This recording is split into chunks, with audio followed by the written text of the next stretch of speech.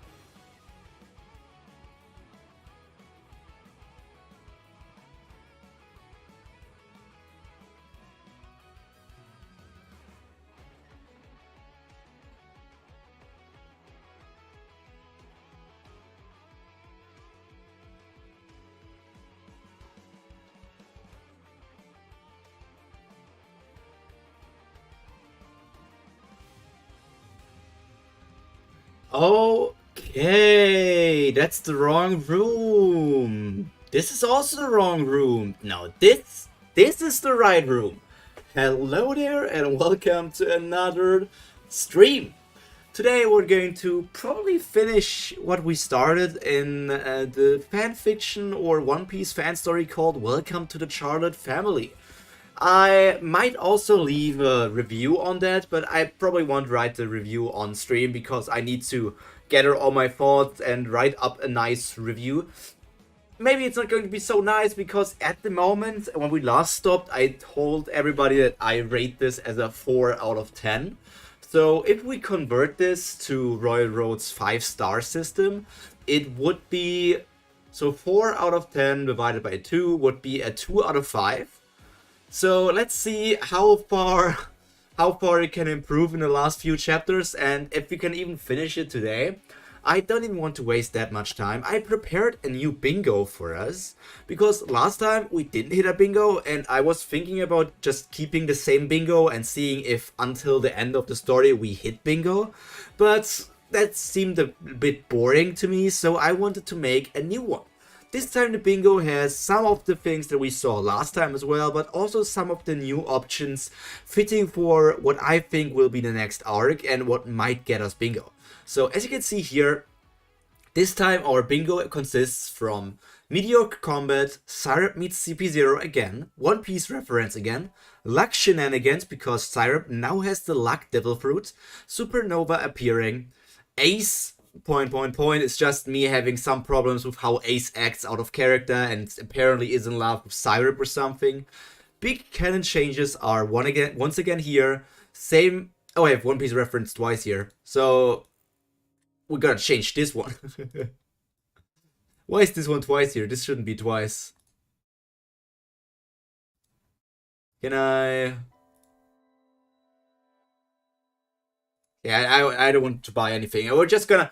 Okay, this is just going to be changed into something else. So let me see what else do we have. We have Sisterian comment, which is a guided comments on these chapters sometimes, so I can react to its comments because they were quite good as well. Pyro gets annoyed, Syrup meets Germa, free panel, Syrup joins another crew, open ending if we even reach the ending today, Syrup kills another important character, Pyro gets annoyed squared, because I might get annoyed multiple times, so we will have that. Offer power scaling issues. Worst story means that I feel like that there hasn't been much of a story until this point, and we are over 20 chapters in.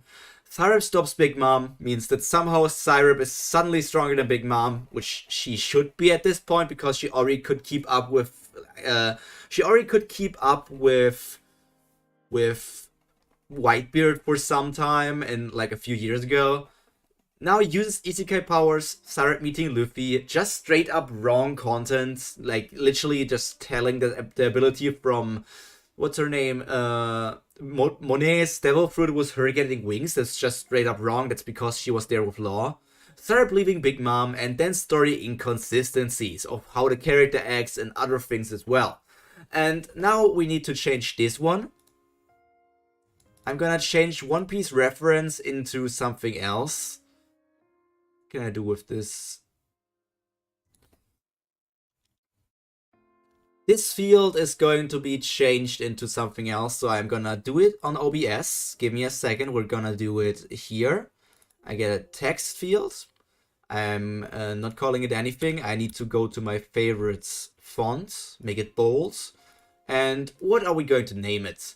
It would need something to fit right in there instead of One Piece reference. We might go for something like, what could happen in this arc?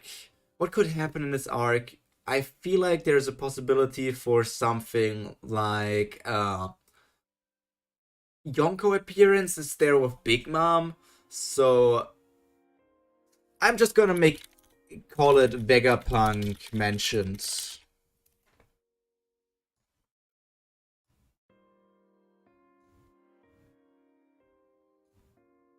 I need to change it to black, otherwise we won't see it. So black font.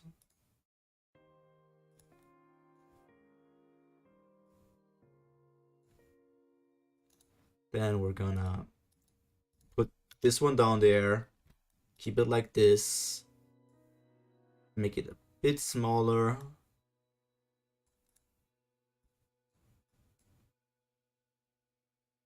Okay, this should fit. I mean, we can't really read it. Let's just keep the Vegapunk mentioned up here and make an X over the... Give me a second. Making an X over the thing it's not there anymore. Until we cross it off.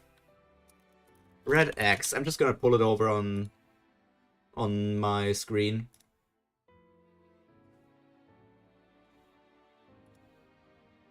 So I'm gonna need to download it. Red X. Then pull it over. There's our red X as we love it. And I'm gonna mark off.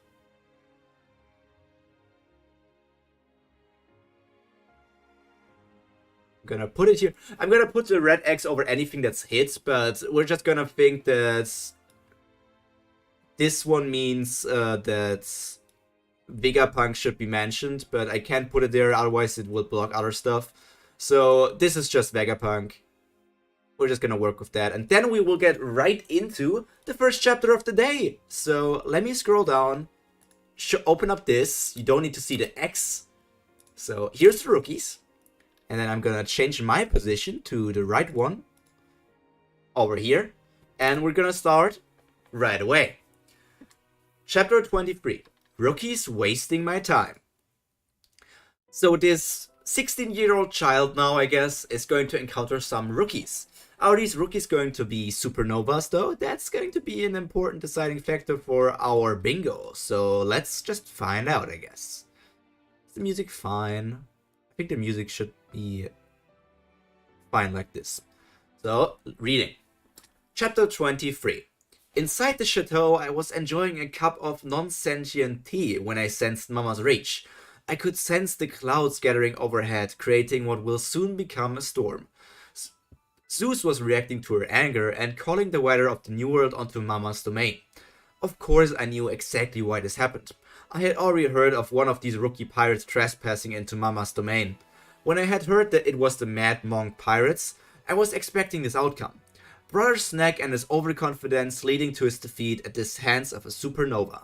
Knowing the full extent of the Big Mom pirates, the outcome made complete sense of me. Brother Snack was easily the weakest out of the Sweet Commanders. He was in actuality weaker than any of the triplets of Katakuri, Oven, and Daifuku, two of whom are not even Sweet Commanders.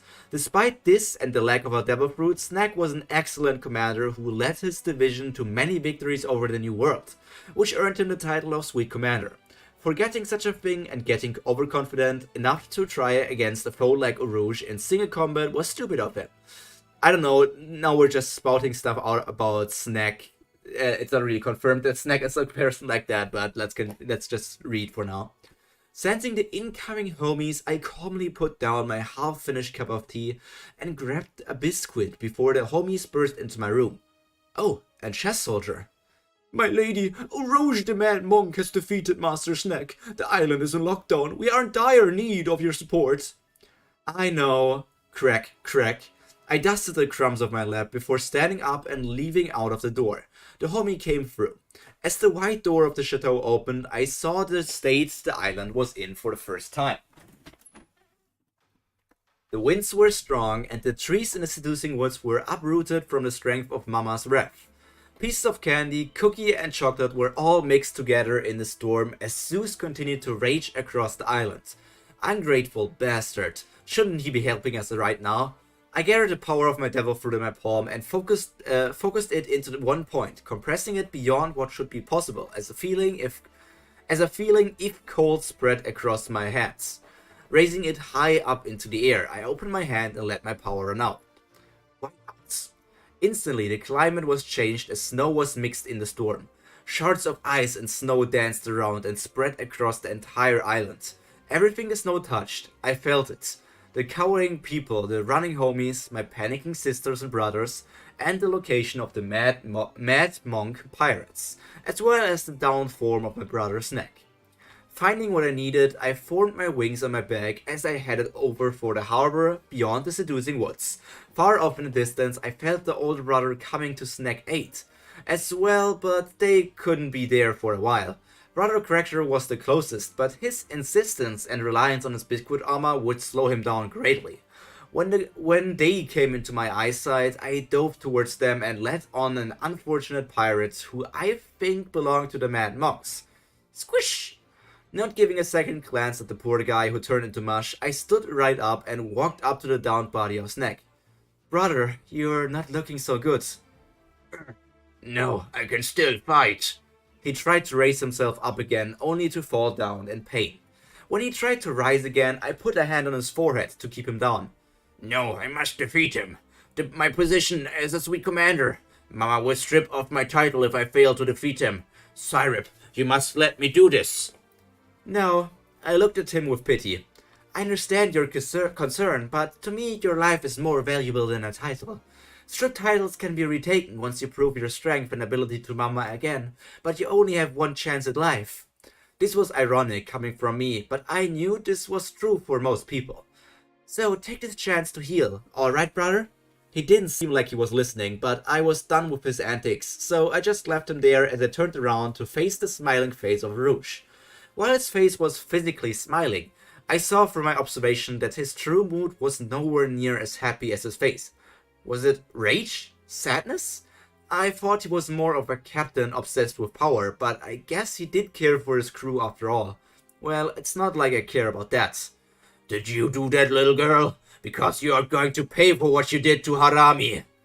You must truly have bad eyesight and reflexes if you need to ask me or to double check if I was the one to kill. What was his name again? Harami? Harami! As he yelled out Hammy again. This is so stupid. His sides began to increase and his muscles bulged as he raised his fist for a fight.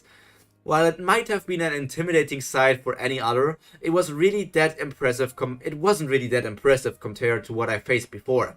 Not even armament haki and you're part of the worst generation? Are you kidding me? I won't even need my blades for this. The fight didn't last long as I launched myself directly at Arush, using an armament-covered arm to launch a modified Shigan directly at his chest. Within a moment, with his lungs pierced the whole way, as well as his previous injuries from fighting Snack, he crumpled unconscious. Urush's head touched the ground just as Brother Cracker arrived on the scene, his fat biscuit armor slightly softened off by my blizzard, which was still blowing across the island. Brother Cracker, things are already done here. Could you please create a few more of your soldiers to carry Brother Snack to the infirmary, and the others to scout the woods to finish off the rest of the fallen monk's crew? I need to bring this thing to Mama and report. Shit! And here I thought I could have a good fight. It's been so long since anyone strong has entered the lands. I would expect a super rookie from Paradise to be a little bit stronger than that. How did Snack even lose to that muscle mass? Brother, Snack's already suffered enough. Besides, if you want a good fight, you can always spar with me. And get wiped out around the island like a sponge again? No thanks, Cyrip. How is anyone that looks like you can be so freakishly strong? I would never knew. Besides, Hug, I wouldn't think to hurt a cute little sister like you. To most people, Brother Cracker was an absolute dick, arrogant and prideful, as well as sometimes just plain rude. But to the few people who were close to him, he was a big softie. Thankfully though, the years of sparring with him and the missions together, I must have grown on him just as he did to me. As the Biscuit soldiers began entering the forest to look for the remaining members of the fallen monks, and Brother Crackers carried Snack towards the chateau, I dragged the barely clinging to life Rouge by the arm towards where Mama should be, flying up towards the top of the chateau where Mama was waiting. Up until now, there were a number of pirates that have tried to trespass in Mama's territory, ranging from no-name pirates who started out in the New Worlds to the super rookies who came from the other side of the Grand Line. There were even a few marines, as well as some lucky fools who happened to make it across the Calm Belt without being eaten by the Sea Kings and floated directly into Mama's realm. Of all of them, the biggest names would be Capone Beige as well as Basil Hawkins. Meeting them on Whole Cake was an interesting experience when they recognized me from Sabaody Archipelago. In fact, I was surprised it took them quite long to arrive to Big Mom's territory, seeing as how Luffy has smooth sailed half the New World in a matter of just weeks. Probably. Eventually things went differently from canon when Basil Hawkins surrendered to the forces of the Big Mom pirates instead of escaping and going into Kaido's care. Essentially, he became the second Supernova crew to go under Big Mom's crew for protection. I have no idea why that would happen, besides that you, the protagonist, are in the crew of Big Mom. Why? You would have killed me should I have tried to run. You still believe those cards? I thought I proved them wrong for you. Indeed, and that gave me a lot to think about as I have never been wrong before. It's almost as if my cards cannot get a clear grasp of your presence for some reason, as if a higher power than the future itself is changing fate as it seems fit. Well, I guess that sounds about right. Being a toy or entertainment of a being who literally fits the concept of omnipotent, as well as devil fruit account as devil as well as a devil fruit specifically acquired to counter such powers and fates. Well, good to see you too then. Try not to die. Fighting a prophet as good as you is hard even on this side of the Grand Line. Mama will appreciate your talent for planning many of our works. Leaving him and his crew be, I found that the 2 years where Luffy would spend training would be almost up. Soon it would be the beginning of the New World arc, and they would reach Whole Cake Island soon. Actually, I think Mama already began talking with the Germa forces about the marriage alliance. Pretty short chapter, also I'm officially learning how to cook now. Yep, it's further proof it's not a self-insert. Is my boy here? No, my boy's not here.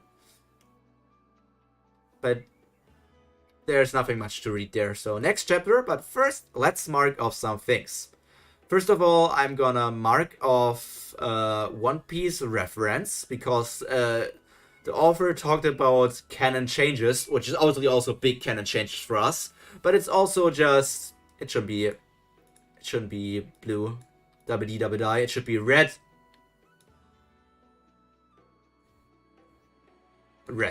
So we have that, but we also have big canon changes, because suddenly Hawkins is joining this crew, and then we also have Pyro gets annoyed, because I already got annoyed at something.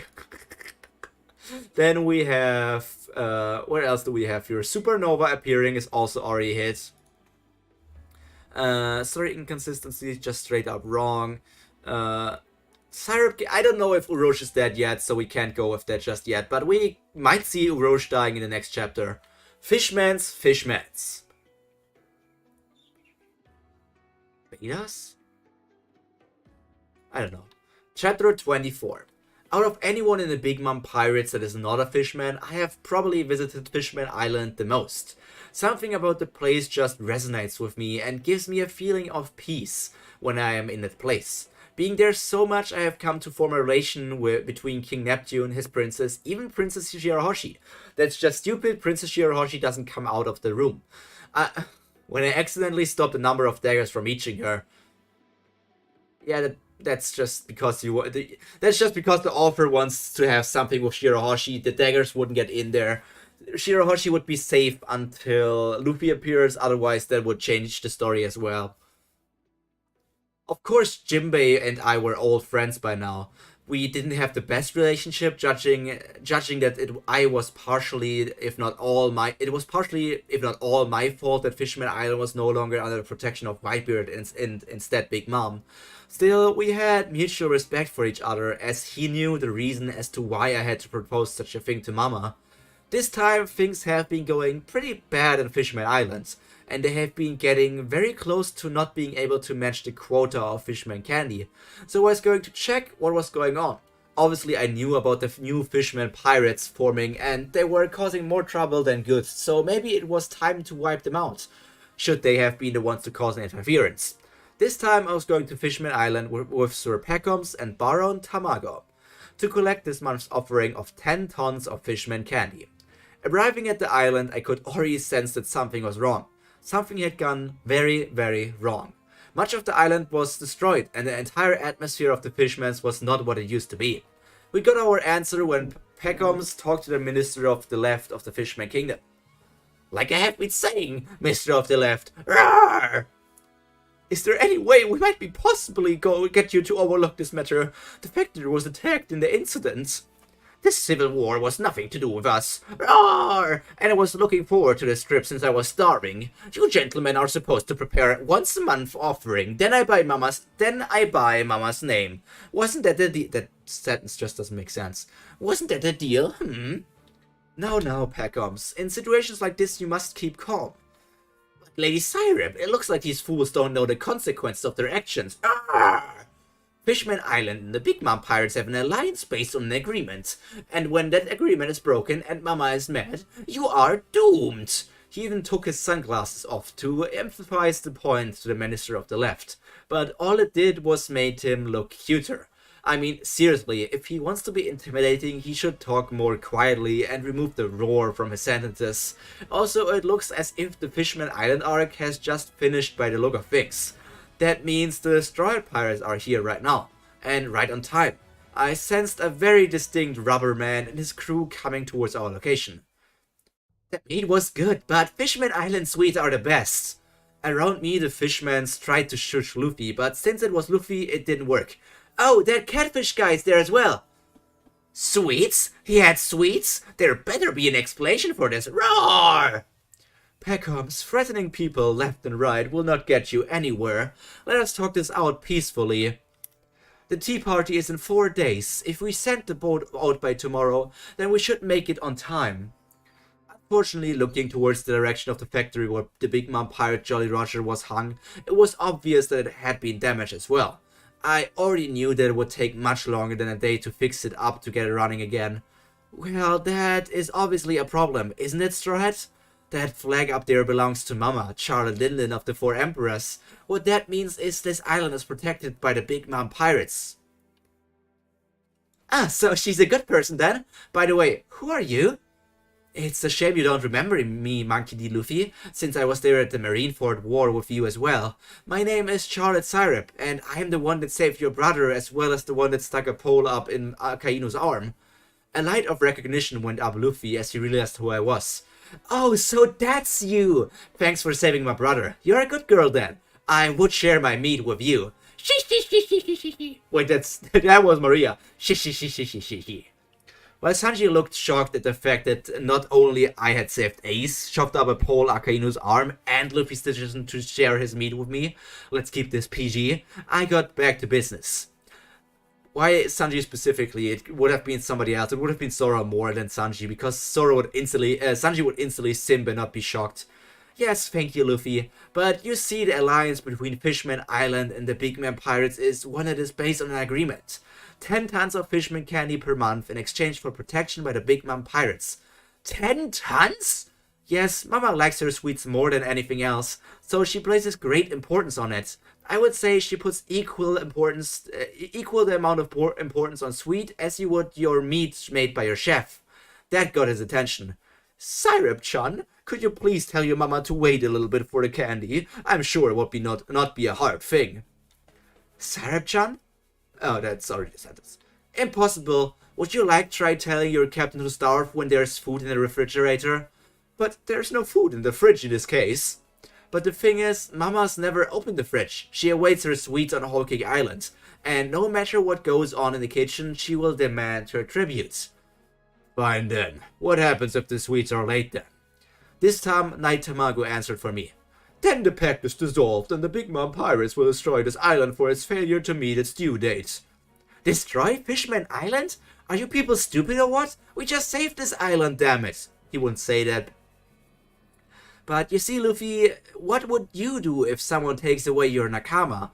I told you, Mama places great importance on sweets, and the failure to meet the quota will result in consequences. Ring ring! I reached for the Dandan Mushi from Mama before Luffy could be an idiot and answer it. Hello Mama, this is Syrup on Fishman Island. As you have probably heard, we have encountered a situation. So it is true.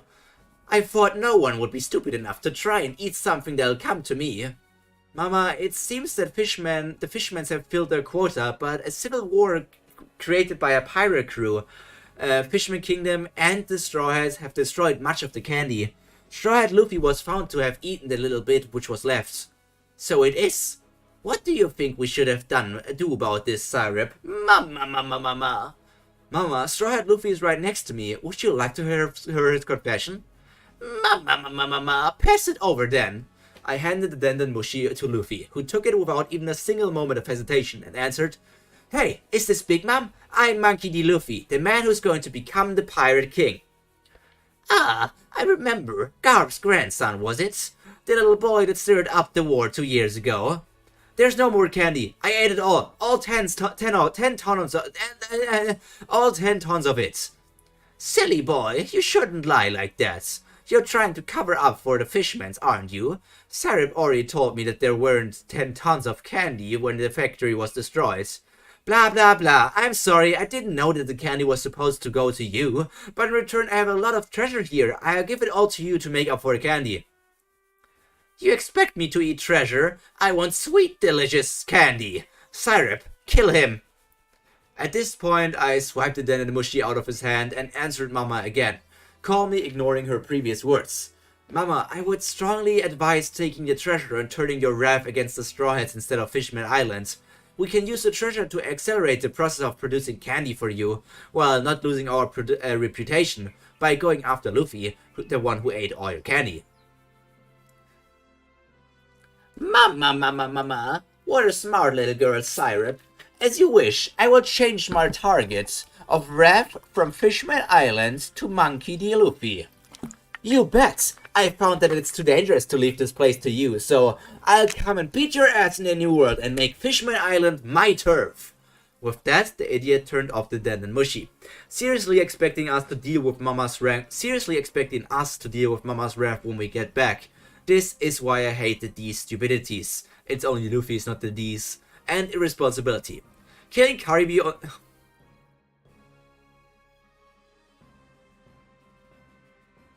I'm not mad. I'm just disappointed. Okay! Wow! If you don't go to Wano, you now killed off Luffy because you killed off Caribou. Killing Caribou on the way back to our ship to vent some stress, we made our way back up into the New World and soon into Mama's territory. Looks like the Whole Cake arc will be here soon. So far, Luffy has been acting like he has been doing in the canon. Back on Whole Cake Island, I found an interesting prisoner locked up in the book prison. It was a polar bear wearing an orange jumpsuit. When I tried to talk to him, he kept on saying sorry. The description next to his cell showed a few interesting details. Mink polar bear. Is it Beppo? Wouldn't make any sense for it to be Beppo, and Zeppo is dead. Well, if you ask yourself why killing off Caribou will lead to Luffy's death, well, Caribou kind of gave Luffy something to eat after he got knocked over the island's edge by Kaido. So that would mean that Luffy won't get that something to eat. And if Luffy doesn't have enough to eat, he won't get back his power, which means he won't be powerful enough to fight against Kaido in the third round or something. So unless Syrup is there to kill Kaido, and that would mean that Luffy wouldn't awaken, or I don't fucking know how that would work, it would just mean that the story would get changed instantly. Back on Whole Cake Island, I found an... Okay, that's something. Then something more shocking found my attention. Beppo of the Heart Pirates? Doesn't make any sense. And a short episode. Also, any other One Piece fanfic series can recommend, please? Need some relaxing time to get my mind off econ, please. Why is Beppo here? That doesn't make any sense. He should be on Zou.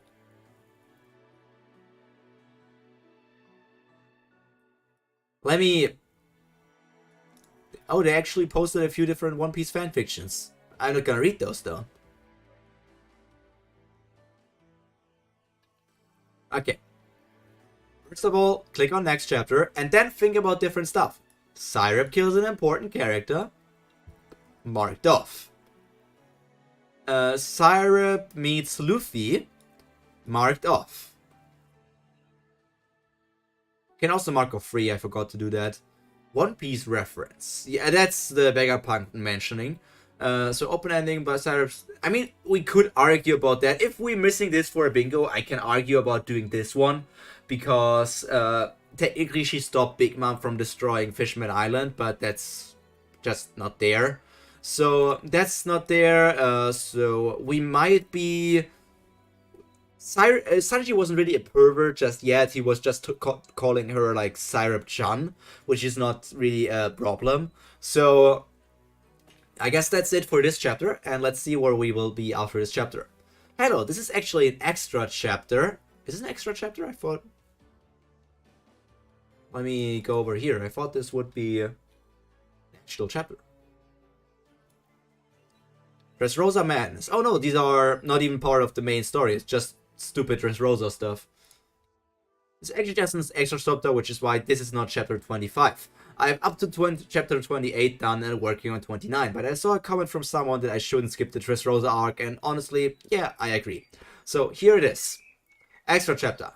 Mama's close connection with the underworld would probably be what saved me from my own mistake. I was a fool for thinking that removing Blackbeard out of the picture would solve the whole super evil madness that is bound to happen somewhere down the road from happening. After all, there were still great crazies out there like Doflamingo, Kaido, all the underlings, and even my own biological egg donor or Mama. Nevertheless, news spread quickly throughout the underworld of the Joker's new plans. The Yami Yami no Mi. Of course, why didn't I see it before? Through Ace's death, Doflamingo had somehow gotten his hands on the fruit and used it to jumpstart the Dressrosa arc. Now with the death replacement from Ace to Blackbeard, it seems only logical that Doflamingo would use the Yami Yami no Mi instead. Sure, it didn't have the same history as Ace's great adventures throughout the New World, but enough was known about the fruit to be considered, well, quite strong. Blackbeard, to begin with, was a member of the Whiteboard Pirates, who was nominated to become a division commander multiple times. He then left the crew after killing a division commander Fetch. Through the use of this fruit, he was able to wreak havoc on many islands throughout Paradise and then managed to beat Firefist Ace. Perhaps the cherry on top would be that he was a warlord of the sea as well. Through all of this combined, the Yami Yami no Mi had quite the notoriety. Would be a mess if someone decided to go full Blackbeard with that fruit. Chances are some rookie from Doflamingo's family would take the fruits and make a small name for themselves, but the potential the fruit itself held was too dangerous. When I was reincarnated, I wasn't able to finish One Piece. Not that it was done anyway. Heck, I was only halfway through the Wano arc, and I'm up to date when the shit happens. Whether the most evil devil fruit in the whole world really has the ability to take in multiple fruits, or if it was just Blackbeard's, is a mystery. Perhaps the fruit makes people mad. Whatever the case, I didn't kill Blackbeard just so another wildcard could take control.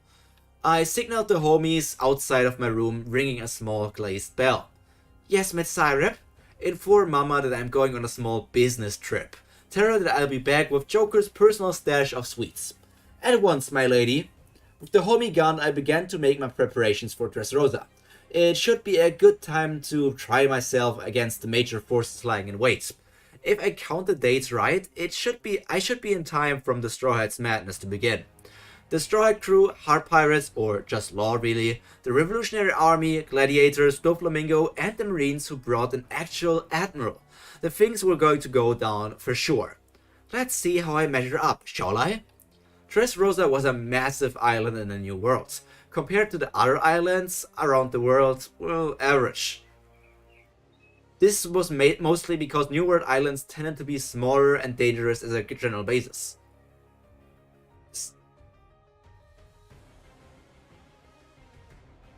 This sentence doesn't make sense to me. Dressrosa was a massive island in the New World. Compared to the other islands around the world, average. This was mostly because New World's islands tended to be smaller and dangerous as a general basis. The fact that an island can actually support an entire country instead of linking multiple together was a wonder. Sure, it would make controlling the place easy, as was probably the reason why Doflamingo chose Dressrosa out of all the available places. Nope. Here we have our straight up wrong category. Doflamingo chose Dressrosa because Dressrosa was the island that was in the past ruled by his family. If I'm going to fact check myself, but I think, yep, it was, let me see, past. Dressrosa was one of the 20 kingdoms for the Great Kingdom. The Don Quixote family originally ruled the Dressrosa. So that was the only reason why Doflamingo chose that, because that island, that kingdom, would have been originally the property of the Don Quixote family. That's the only reason he picked it, not because it's big and easy to govern or something. Coming up the dogs of... If you write a story, please, this is just me personally speaking, because I am that kind of guy. If you write a story and mention facts about these different things, do your research. There's no reason to just be straight up wrong. Coming up the docks of Dressrosa, hidden away on a typical merchant ship, I drew the hoodie up on my head and into the ground, blending into the streets of the city and becoming undetectable from anyone. The streets of the kingdom was interesting, to say the least. General people were happy, I'd say, but it was all bliss from ignorance. Ignorance from not knowing the true identities of the toys right next to them, walking down and keeping them company. Unable to see through the illusion the heavenly demon and a specific girl had cast on the entire island. Stupid weather. Personally, it would be so much easier if I could just let a blizzard run wild and locate everyone and take action, but life was rarely that simple. As soon as I locate them through snow-enhanced observation, Doflamingo, Fujitora as well as a few others more versed in observation haki would notice my presence on the island as well. Maybe not where I am, but surely that I was here at all, and that was not good. I could easily take Doflamingo on, but the consequences that would follow were not in the interest of my book, and facing an admiral without backup or prior preparations was a big no-no. To be honest, the best thing to do was avoid fighting in general, which was usually not my usual course of action, especially since my acquiring of the Luck fruit, but this was beyond messy. First of all, there were 3 beings who would defy fate on the island: Luffy, Law, and Giola, who has the Art fruit, which was total bullshit fruit on the level of the Luck fruit if used correctly, leading me to wonder why all the reality bending fruits were originally in the hands of such incompetent users such as Sugar, Giola, Bacharat, and Perona. None of these characters that you mentioned are incompetent. Giola, maybe. Everybody else here is competent. Bacharat just lost because Usopp was actually doing something for once. Perona also just lost because all these characters, Sugar, Bacharat, and Perona, all only lost because of Usopp getting some plot armor. Maybe not a devil fruit user, but Princess Shirahoshi of Fishman Island has this amazing power, Poseidon, from an ancient weapon, capable of taking over the entire world. Kaido or not, and she's literally useless. Wow. Taking in mind of the reality benders, there were still some serious players to be considered, such as Sabo from the Revolutionary Army, who doesn't have a devil fruit because Ace is alive, Vice Admiral something that's... oh, what was his name? Vice Admiral... I forgot his name, yeah, he's not that important, I guess. And Fujitora himself. Facing one of them and possibly, just possibly, winning might not be a problem, but facing both of them would be bad even for me. Why would you need to face Sabo? Like, why would you need to face Sabo? He's on your side. Of course I'd rather face Sabo than Fujitora. Why would you? I'm not sure that Sabo is that weak. Someone with no devil fruit powers and a less developed observation would be better match against my future sight and devil fruits. You have no idea how developed Sabo's future sight is. We have not even seen any serious combat of Sabo.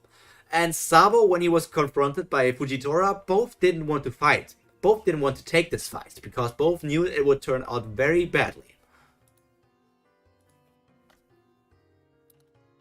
So let's just scroll. So where was the damn Yami Yami no Mi? I'd like to just steal the fruit and jump right back out without anyone noticing, please. I'm not a big fan of getting caught by some monster in the new world, you see. And I slipped into the ground watching the gladiators fighting. It looked like it hadn't reached Luffy's turn yet, as what I saw was a giant man wearing a paper lunch bag over his head and beating everyone up. What was his name again? Jesus something? So he survived. If Blackbeard got killed... okay, I don't know, If Blackbeard got killed, why would Burgess be here? Burgess was sent here to get the Mera Mera no Mi, and if here's the Yami Yami no Mi, who even sent Burgess here? Let's just see what you are saying about that. Jesus something with the massive muscle and not proportionate head size was pretty much dominating the arena, but I didn't come to see that anyway. I put my senses to the water below the area for each and every fish. If I could remember correctly, Diamante had this great, not idea, about attaching a treasure chest to the fighter fish in the arena, somewhere, and put the Mera Mera no Mi there. Honestly, not a bad idea, but a shame. Looks like my luck wasn't enough this time, which doesn't happen often, honestly. Though, through a little frost manipulation, cooling down the water temperature drastically, I sensed every fighter fish underneath the arena. None of them had something attached to them. Did Diamante only attach it after the initial round were complete? Yes, it was only there for the final. I couldn't remember. Then research it. Okay, that's maybe not the author, but the character inside of it. Crap, this would be a lot more annoying than I thought. Either I would need to beat up Diamante again and get the location out of him, or I try to find it on my own. But realistically, finding the fruit by myself without revealing myself is not possible. I silently removed myself from the arena just as the muscle mass revealed himself as Jesus Burgess. Jesus Burger? Burgess? I honestly can't remember a second-rate character anyway. He's not a second-rate character, he's such an important character, man. Blackbeard's Titanic cap, 10 Titanic's captain or not. Are you even reading One Piece if you can't remember Jesus Burgess? Or is this just the character talking? Please let this just be the character talking out the Earth for. It just happens to be my unusually strange luck that I had to meet Fujitora on the way out. Personally, I had nothing against the man. Heck, on the flip side, I had more respect for him than most of the other people in One Piece. A blind man dedicating himself to blind justice, no matter what, one of the only few in the world capable of seeing people for who they truly are, stripping away the outward appearance and disregarding the sweetness of the seductive temptation and lies, that just happened to be my downfall as well. Girl, you have a strange aura. No shit I do. You can tell, but I'm not looking for trouble, and I doubt you would like to it as well. We can both go on our way and we leave here peacefully. I tried to reason with him, which is actually impossible with Fujitora, by the way. I can't imagine how this talk would have gone with either Kizaru or Akainu. Kizaru probably wouldn't even have bothered to listen, while Akainu would take everything as proof that pirates are somehow rotten. You might not cause trouble here now. Yes, but you are a potential danger to us all. As he puts his hand behind him to draw something, I put my own hand on my blade, ready to draw it out in a moment's notice. I didn't expect him to attack, but it was still better to be cautious, just in case. Instead of his blade or anything like a weapon, he drew his trusty dice in a wooden bowl. I should have expected that. So, let's gamble, shall we? 2 dices? 2 dices? Anything more than a 6, we fight. Anything less, we pretend we never met. He didn't wait for an answer as he began shaking the bowl with the dice still inside of it. Possibility was half and half, and honestly, considering his luck, it was going to be in our favor, but I was not taking any chances. Trying my best to avoid suspicion, I activated my luck fruit on myself as I waited for the results to show. The Admiral slammed down the bowl downwards on the wooden surface of a table, which just so happened to be nearby. Slowly he lifted off the bowl. 2. A sigh of relief went through me, before his next word froze me, no pun intended. You cheated. No! Truthfully speaking, I didn't cheat. You said your decision would be on the sum of the 2 faces of the dice facing up. There was no rule about manipulating the dice to our favor. There is no casino or gambling club where such an action is prohibited. Look around, old man. We are out in the middle of the street, with no one to enforce the rules that were never mentioned. I drew my blade regardless. Should you wish to try though, feel free. Not an empty threat, but certainly not an eager one either. From the emotions I could feel from him, though through my less developed haki than his emotional sensing ones, I could sense he felt quite the same.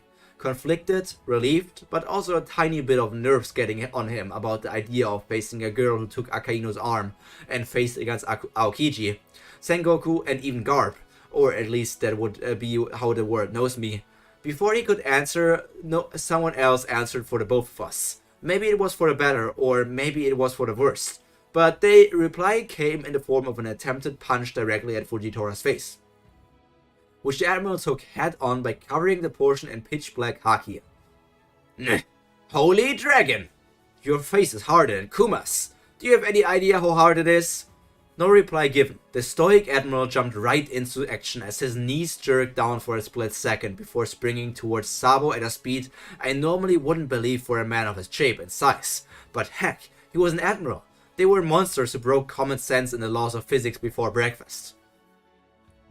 Dressrosa Part 2. Great, fucking great. 2 people I didn't want to see the most gathered here smack in the middle of fucking Dressrosa, getting the attention of pretty much everyone. Flamingo would know something is up by now. I can only hope he's distracted enough with destroyers and law to really care at this point. I tried to tiptoe, metaphorically, not literally, away from the fight between Sabo and Fujitora, when a blade stopped my path. Our business is not yet done, young lady. You really want to do this? You do realize you already have an enemy, don't you? Don't take your eyes off me, you old man! Well, he doesn't really need them though, does he, Sabo? As expected, Fujitora wasn't caught off guard, and in one swift movement he swung his blade first at my neck, which I dodged, before once again at Sabo. Fight it is! I missed the small fries. In my crouch position, I was about to spring myself directly towards the unprepared, just looks like it though, when a crushing force was felt on my location. Gravity training, huh? I recommend you yield, young lady. The fact that he could say that while locked in pipe to blade combat with Sabo was quite impressive. For a moment I considered just undoing the gravity and dipping, but fucking Charlotte jeans. I don't necessarily fight opponents who might be stronger than me, but backing down from a challenge simply hurt my pride, and my pride as a sweet commander and a Charlotte wouldn't let me take that. As I called upon my first fruit, I felt the bounce and pressure of gravity disappear, as I claimed the space around me as mine. I might not have consumed the Fua Fua no Mi, but I have my own ways of countering your ability. I sensed the heartbeats in Fujitora beat faster and faster as he realized that he was effectively facing 2 versus 1. Well, too late for him really. Soru! Reappearing directly behind him, I put my blade between his shoulders while both of his hands were preoccupied with Sabo. Are you just going to kill Fujitora? Holy flambe! How thick-skinned could you be? I obviously knew the worst case scenario, mama, but Fujitora was still in a league with the absolute insane. While Haki would help in such cases, what sort of monsters would learn how to cover armament on not only his skin, but underskin, muscles, and even the blood vessels, protecting the nervous system and skeletal structure? You're not one to say such words, little miss. You're something of a monster yourself, thick-skinned or not. Now that was just plain rude. Calling a little girl a monster, I felt the sides of my face twitch as my lips curled upwards in hate. Holy shit. Carving! Do you know what is the difference between carving and slicing? Slicing is what most people do every day in your usual meat. When you get your steak and cut your steak with a steak knife. That's slicing. You cut your meat with a rather long and flexible knife. But what is carving? Carving is an art used to demonstrate the wealth and power to guests of deboning and serving meats. The main difference from slicing is that carving works with the bone. Instead of long flexible knife, a carving knife is a short, rigid and very solid one. A true master of carving knows the anatomy of the flesh they are to carve, and does so by separating meat from bone in less than 2 slices per serving. And that is me. Point of view Fujitora, real name Isho. Instinct is a sense I had honed over many decades, and I have come to trust it even more than the colors of observation. Instinct has saved my neck countless times, and it has held true this one time as well, as in my neck was safe, but not so much my left arm. I sensed the damage before I felt it. When I lost the entirety of my senses on my left side, I knew something was wrong. The panicked facial expression of the vice leader of the Revolutionary Army was enough to warn me of what was going to happen. Or, too late, it already did. Jerking my entire being to the right, I knew that I had avoided the worst of it, but that didn't stop the pain. The pain of losing an entire arm. It looks like the girl had managed to prove her worth. And she cut off another arm from Admiral. Woo!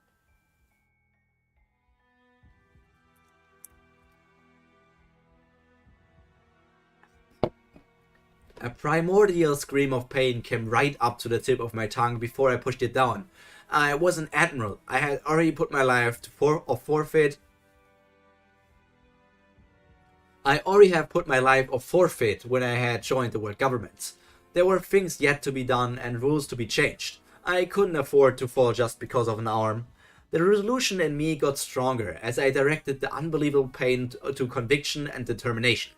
Determination to will as something changed. Something changed as my will manifested into power. Power to grant the changes I will make. The devil fruit, the fut fruit, in which was with me. Fut fruit? Is that really his name? Isn't it something else? Fujitora.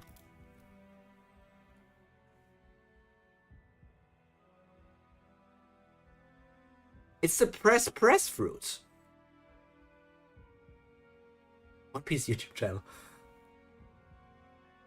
Press. Is there anything? I guess it can be described as sushi can be described as fud sounds. So they probably read some unofficial source and didn't check the wiki again. Okay. In which was with me for so long, shifted inside of me as I felt a fundamental change occur. It felt limitless. Even in the midst of pain and being in the state of being crippled, I could not help but feel exhilarated at a change. I saw the girl coming once again, probably to remove my hat this time, but I wouldn't take any more chances with her anymore. No, she was right after all. My enemy was Sabo of the Revolutionary Army. I would deal with her later if we were unlucky to cross paths again. My new devil fruit responded to my wishes. I lifted my one remaining hand and dropped the blade, holding it out towards the approaching girl. Almighty push. For a split second, that's actually Madara's move from Naruto. For a split second, I sensed that shocked feeling of the girl that my devil fruit had effect before she was blasted off miles and miles away. Sure, that wouldn't harm her in the least, but at least that'd be the last I see of her, right? Forcing close my wound on my left shoulder by crushing together the exposed parts, I turned to face the revolutionary who was so kindly enough to wait for me. I must apologize for that. I assure you that something like this will not happen again. The blade returned to my hand and I turned it into the familiar backhand grip. I trust you are ready. Judging from the expression of the right-hand man of dragon, I didn't need a verbal reply. I can't believe this story is on trending. Thank you so much all of your readers. Reviews are love. P.S. The reason I know about carving slicing is because I just have cut my finger while practicing carving. You know, just maybe.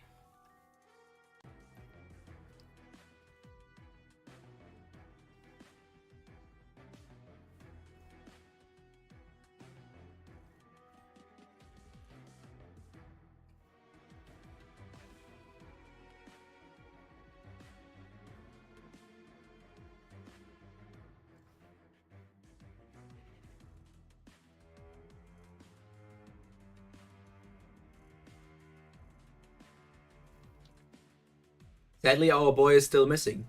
Maybe he stopped reading. I don't hope that he stopped reading. Dressrosa Madness Part 2. You already said Dressrosa Part 2 in the chapter, so why is it now Part 2 and not Part... It should be Part 3. Oh man, the Dressrosa chapters, they just feel like filler to me. I need some chocolate to get my brain going again. Let me get some chocolate. And then... it's time for Dressrosa Madness Part 2.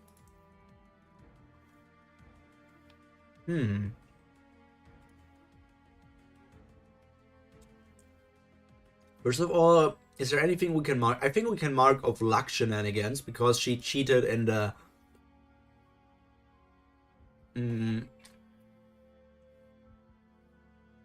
she cheated on the luck gambling thing with Fujitora.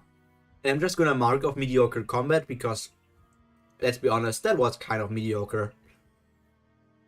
Oh yeah, I forgot that I can also mark off just straight up wrong. She didn't yet use her isekai powers. We might have that one later. Vegapunk wasn't mentioned, Sanji not here, Ace not there. So we can continue. Dressrosa Extra Chapter 2. This is why I hate morally correct world powers. Fujitora, man. I mean, what the hell? When one loses their entire arm from shoulder down, the correct response should be screaming in pain and losing focus on what they are doing. Which gives me enough time to chop off their head or something more effective. Instead, what Fujitora did was something akin to an anime protagonist power-up. Seriously, the Admiral's already enough of a powerhouse. I don't think he needs to get any stronger from here. And besides, what was that last attack anyway? Adopting a view from Water, Seastone and Blackbeard's Yami Yami no Mi, I trained on weakening others and their powers in the range of my kitchen.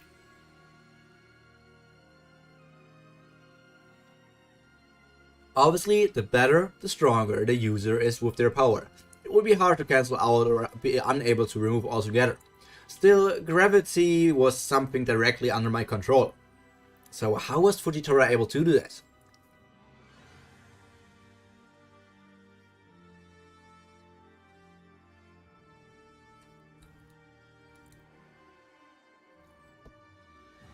Crash. I didn't bother to stop the momentum of the flight as it didn't really hurt anyway. Not with my Logia form of snow getting splattered for a moment before reforming back to my original form. I looked around. How ironic. Fujitora's little push sent me spiraling directly into the arena. From the looks of it, I was just in time for Block B's battle. The one with Barto's club leader with the Bari Bari no Mi. The strange boxer King Elisabello, who had the absolute ridiculous King Punch technique, as well as a couple other slightly but no quite notable fighters. I'm just gonna be mad. Okay, who was in Block B? Block B, Dressrosa. Arena Coliseum. Block B. Battle Royale. During the battle for various rounds. First, weapons were now blah blah blah blah, not important. Blocks of around 130 each, being labeled with the letter A to D.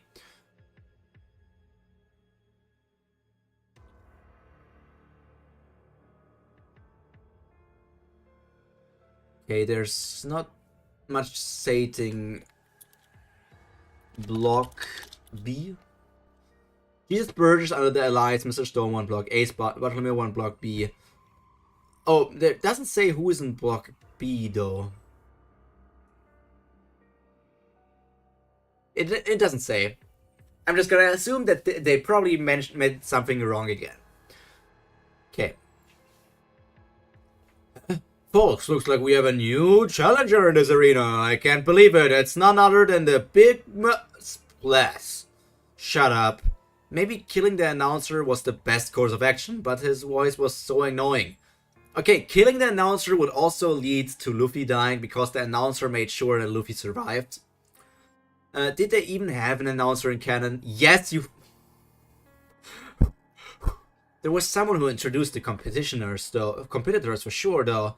Well, regarding who I am, the cat's out of the bag. Might as well go full syrup then. Blizzard. From the center of my paw, a small condensed white ball appeared. For a split second, it simply floated up, catching the eyes of many, before the island turned into a winter wonderland. The arena, being the center of the icy explosion, could be said to have frozen in entirety. Half of the audience members were either frozen solid or in a similar state needing immediate medical attention. I'm sure the Marines under Fujitora will handle them just fine though. Besides, this just would be one more thing that would take their priority off of me. What was it that he said again? That the priority should not be the enemy, but knowing who to protect? As the snow spread to the different parts of the islands, I let my senses explore everything I could. I could feel the massive spikes of power and haki from the fight between Sabo and Fujitora. Seems like they were still locked in a fight, though I could tell both of them were trying not to get the civilians involved, especially the Admiral. Sabo as well. Why especially the Admiral? Both of them are the same. All over the island I felt the presence of very unique, weird devil fruit users. Some more familiar than others, like the Flagman Diamantes, who just so happened to be rushing to my position right now. Little girl, this time I'll kill you here in my arena. So you're the champion of this arena, or what did you call you again? Hero of the Colosseum? Oh, don't say that. You're only saying that to flatter me. But it's true, isn't it? Oh, even my enemies know of the strength of my strength and exploits. Not that it'll help you anyway, how I slapped you around like a little snoot last time. Bing, bing, bing, bing, bing, bing.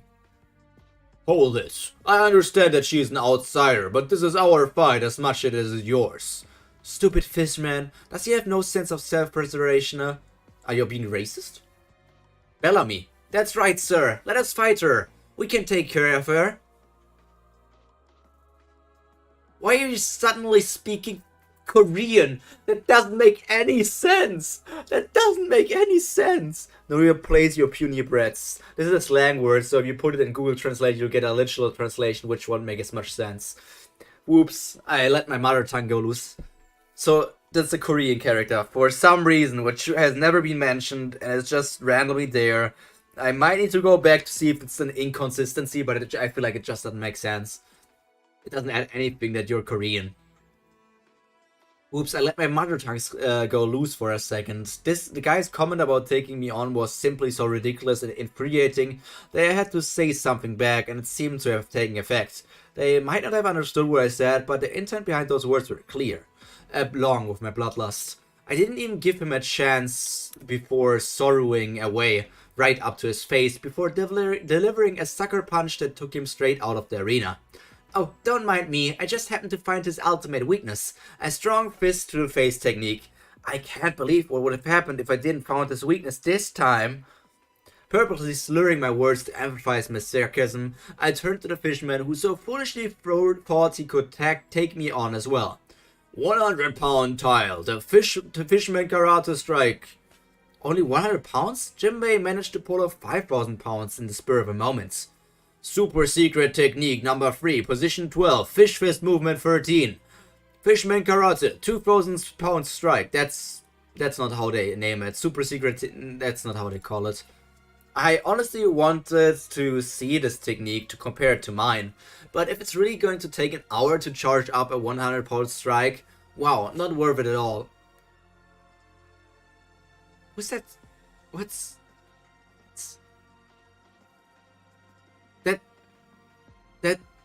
That's just straight up wrong. It's Huck talking about this thing, and you're suddenly talking about the 1 hour charger, which is for Elisabello? Oh man. Putting the palm of my right hand onto where his liver would be, I felt the vibrations carrying on into him as the water inside him was dislocated before churning violently. Goodbye, I'm not really a fan of minced fish. Forcing the water inside of Huck, his side crumpled into itself as he stumbled a bit before tumbling into the fight with fish-infested water. Who knows, maybe they'll recognize him as one of their own and choose not to eat him. Oh well, I guess that's an end to that hopeful dream. And you just killed Huck for no reason at all! For no reason at all! I thought you wanted to live carefully and suddenly you're just a random blood murder hobo. If a miracle occurs, then he'll be saved by Koala or another revolutionary figure in time. You're literally saying that he's getting eaten and torn into pieces right now with the crack snap sounds. Well then, anyone else? Of course you, Diamante. You're not leaving here alive, no matter what, but I meant the others. Apparently that answer was yes, as Bartolomeo and King Elisabello began approaching me from both sides. Regarding their individual powers, not much of a threat, but definitely not small fishes either. But the thing was, both of them were one-punch characters. If the one trick up their sleeve didn't work, then they're out of the game. I didn't really chart this up for you, but here it goes. Logia or not, but danger sense spiked to nigh impossible levels for such a low-class place, such as an arena in Dressrosa of all places. Nowhere near Mama's hunger pangs, but enough for some serious damage. I dove away from the cocked arm with a boxing glove. Why? And behind my trusted shield at the moment, Bartolomeo. Of course this was also perfect to observe his attack. As far as I knew, Elisabello was not a devil fruit user, which meant that his ridiculous level of strength and attack was none other than his own technique. King Punch! Mimic! A casual Yonko level strike, which we're not sure if that's true. I had one of my viewers on another video commented a funny idea, a funny headcanon theory, that Elisabello once encountered Shanks. And Shanks, how funny he is, just casually made a thing that he was completely drunk and he was there for the battle against something and he was just completely drunk, didn't do much. And then there was just the entire thing that Shanks was drunk and Elisabello managed to knock out Shanks after he was completely drunk and was basically a second before turning unconscious anyways. So I just feel like it's would be a funny thing to do if that would be the case how Elisabello's story started, and it's just a case of Shanks being drunk and this being an opportunity. A casual Yonko level strike shook the very foundations of the ground we were standing on, as a shockwave equal in force wiped clean the arena of everything except for the following. Elisabello, duh, he's the one who attacked. It would be stupid if he was knocked out by his own attack. Diamante, it looks like he did earn his name as the hero of the Colosseum, and also with the fact in the manga seemed to have heavily nerfed him for as his fight against the crippled man.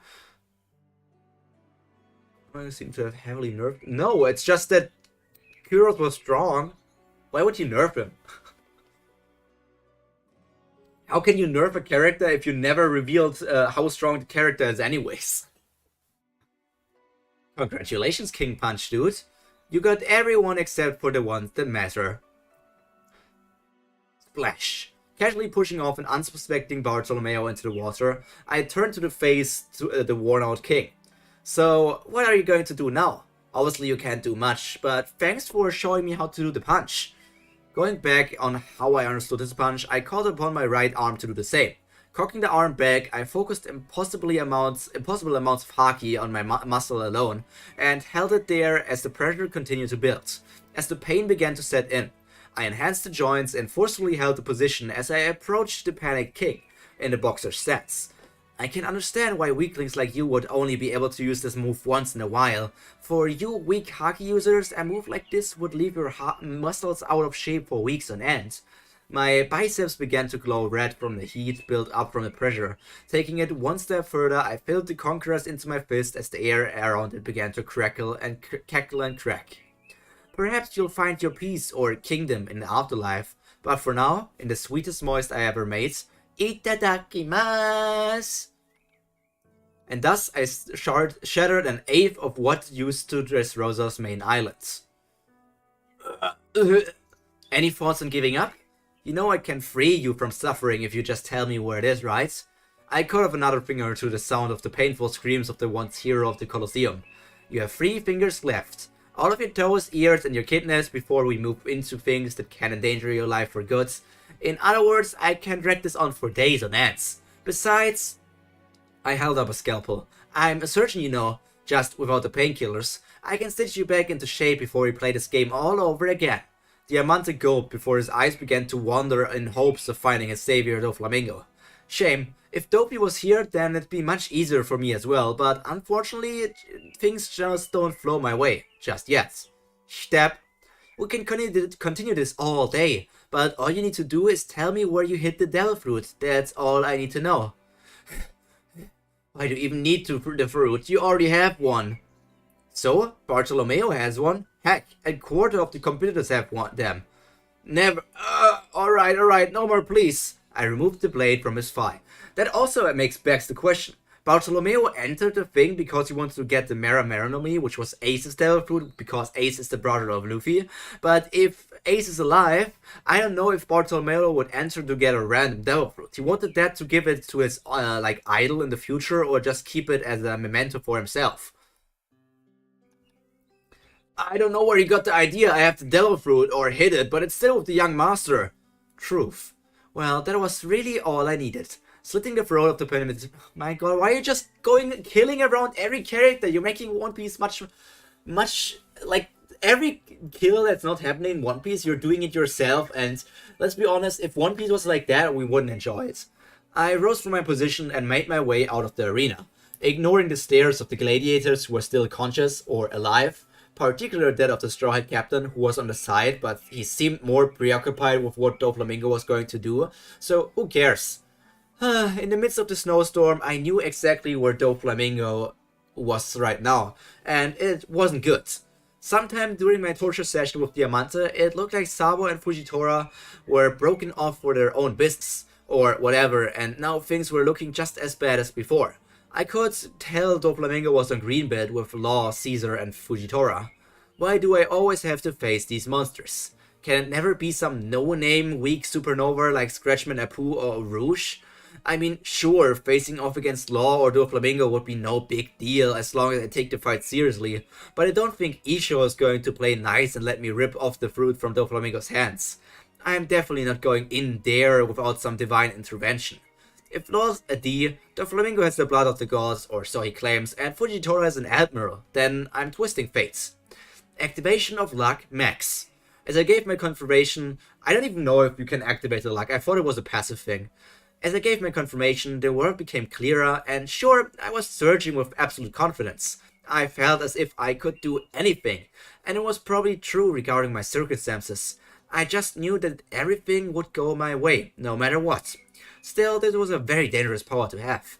Overconfidence, fate, and reality defying devil fruits or not has led to the downfall of countless people, and I did not plan on joining them anytime soon.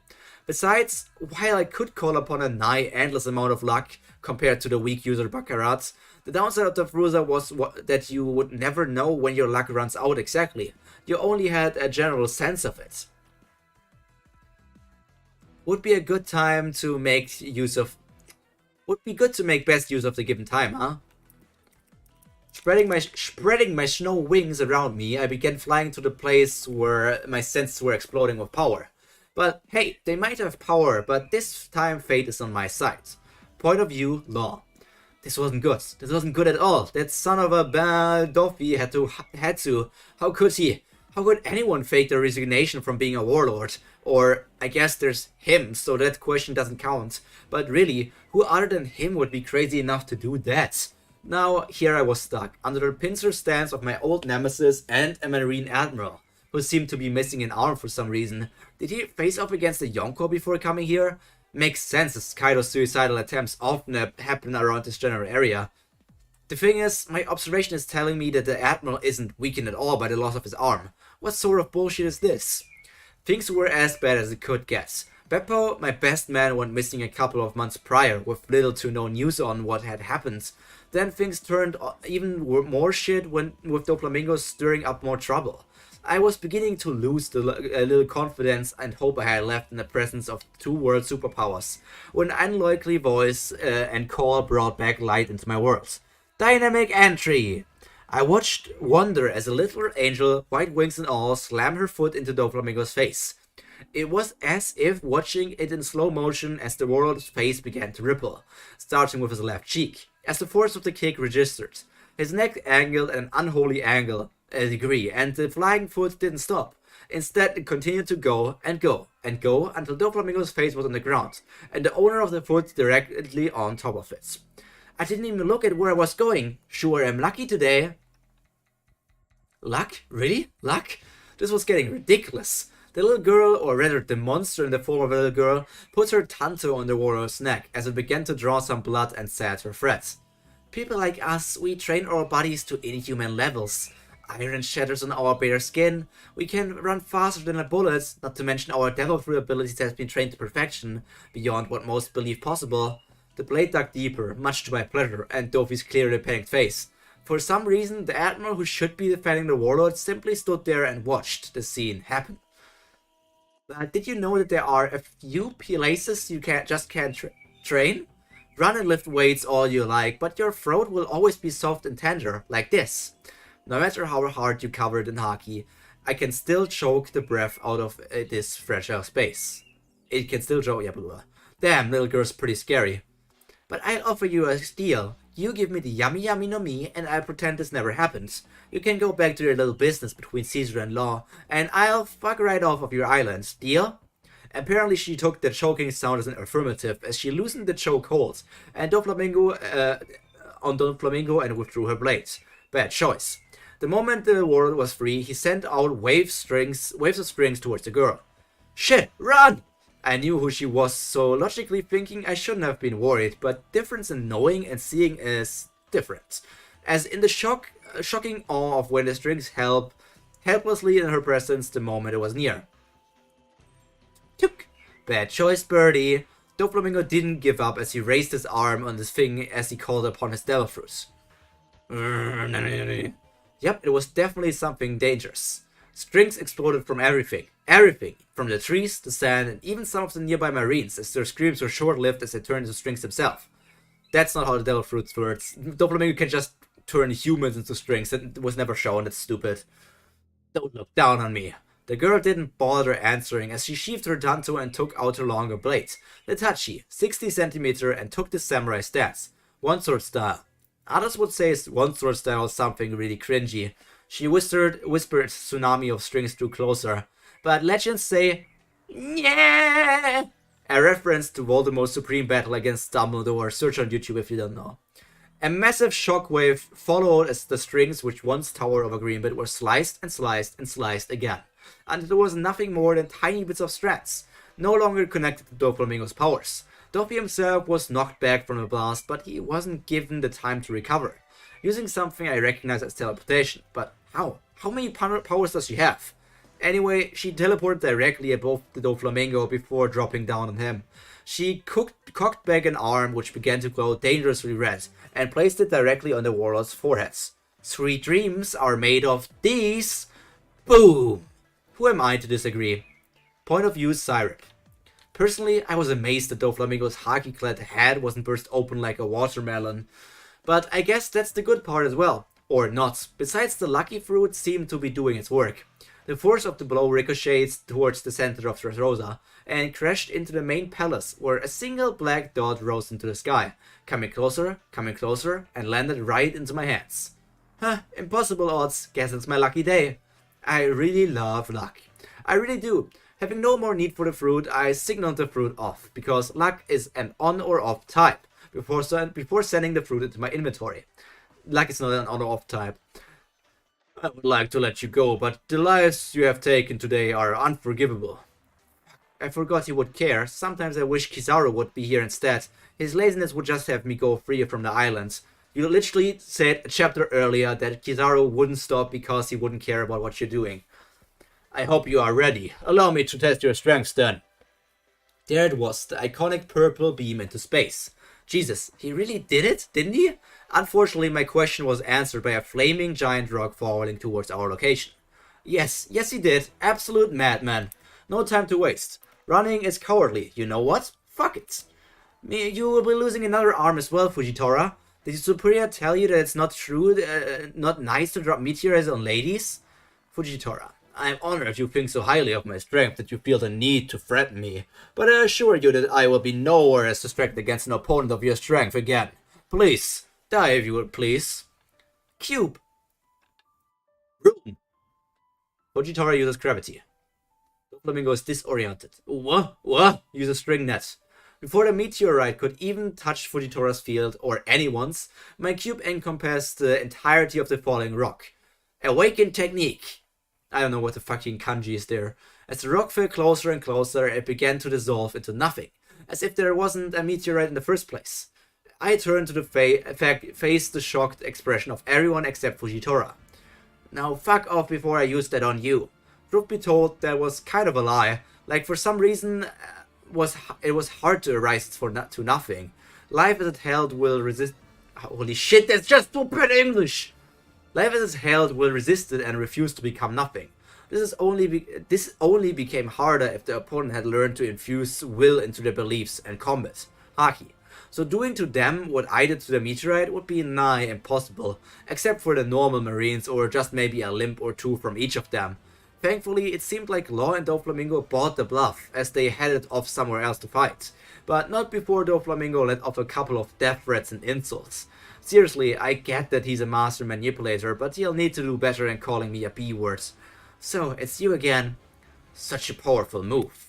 If you had such power in your arsenal, the logical choice would have been to use it in your first opening against us, who are your enemies, and not the meteorite, which is a weapon. In other words, you cannot use what you did against me. Damn, old man, you're too keen for your own good. I thought the logical procession of thought would be scaring you off without a move like that. Fujitora, I do admit that your showcase of strength was impressive. That is nowhere near enough. However, that is nowhere near enough should you want me to turn a blind eye to your deeds. You're already blind, old man. And yet I see more than you ever will. The air turned oppressive as a familiar force tried to crush me down yet again. This time I was unable to cancel it out completely. Perhaps, old man, I prepared my own blades, two-sword style. If it was going to be one-on-one, there would be no holding back. And I see further than you ever could. Enjoy reviews I love. Right, to Whole Cake Island arc. Are there any questions after? If you're going to leave, request play specific. Come on, my boy. He's not here. He's not here. Did we lose him? Did we lose him? Did we lose our boy, Cesterian? Cesterian, where are you? I miss you.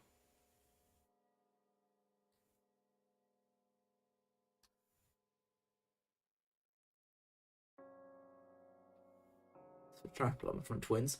I mean, it's a different universe apparently, so probably not. Okay, next chapter. I'm gonna look if I have anything that I can mark off. Story inconsistency. That one I can mark off because she talked about Kizaru in two different ways. Pyro gets annoyed, I can easily mark off as well. I can also easily mark off uses isekai powers because we mentioned the inventory. But I guess that's about it. I mean, power scaling issues maybe, but I'm gonna leave that open for a few more chapters. Dressrosa Madness Part 3. In truth, I already accomplished what I came here for. Removing the risk of the Yami Yami no Mi falling into the wrong hands. As in, wrong hands, I meant anyone other than myself. But that's done. Gravity Blades. Even with just one arm, the Admiral was just plain ridiculous in stats. His right arm swing. Why are you actually getting rid of arms here and there? I know that Shank's missing an arm, and also that, who was it? Kid is missing an arm, and I feel like there was another character as well. But this is just super weird that you not only cut off an arm of Akainu, but also of Fujitora. It's like, why always go for that?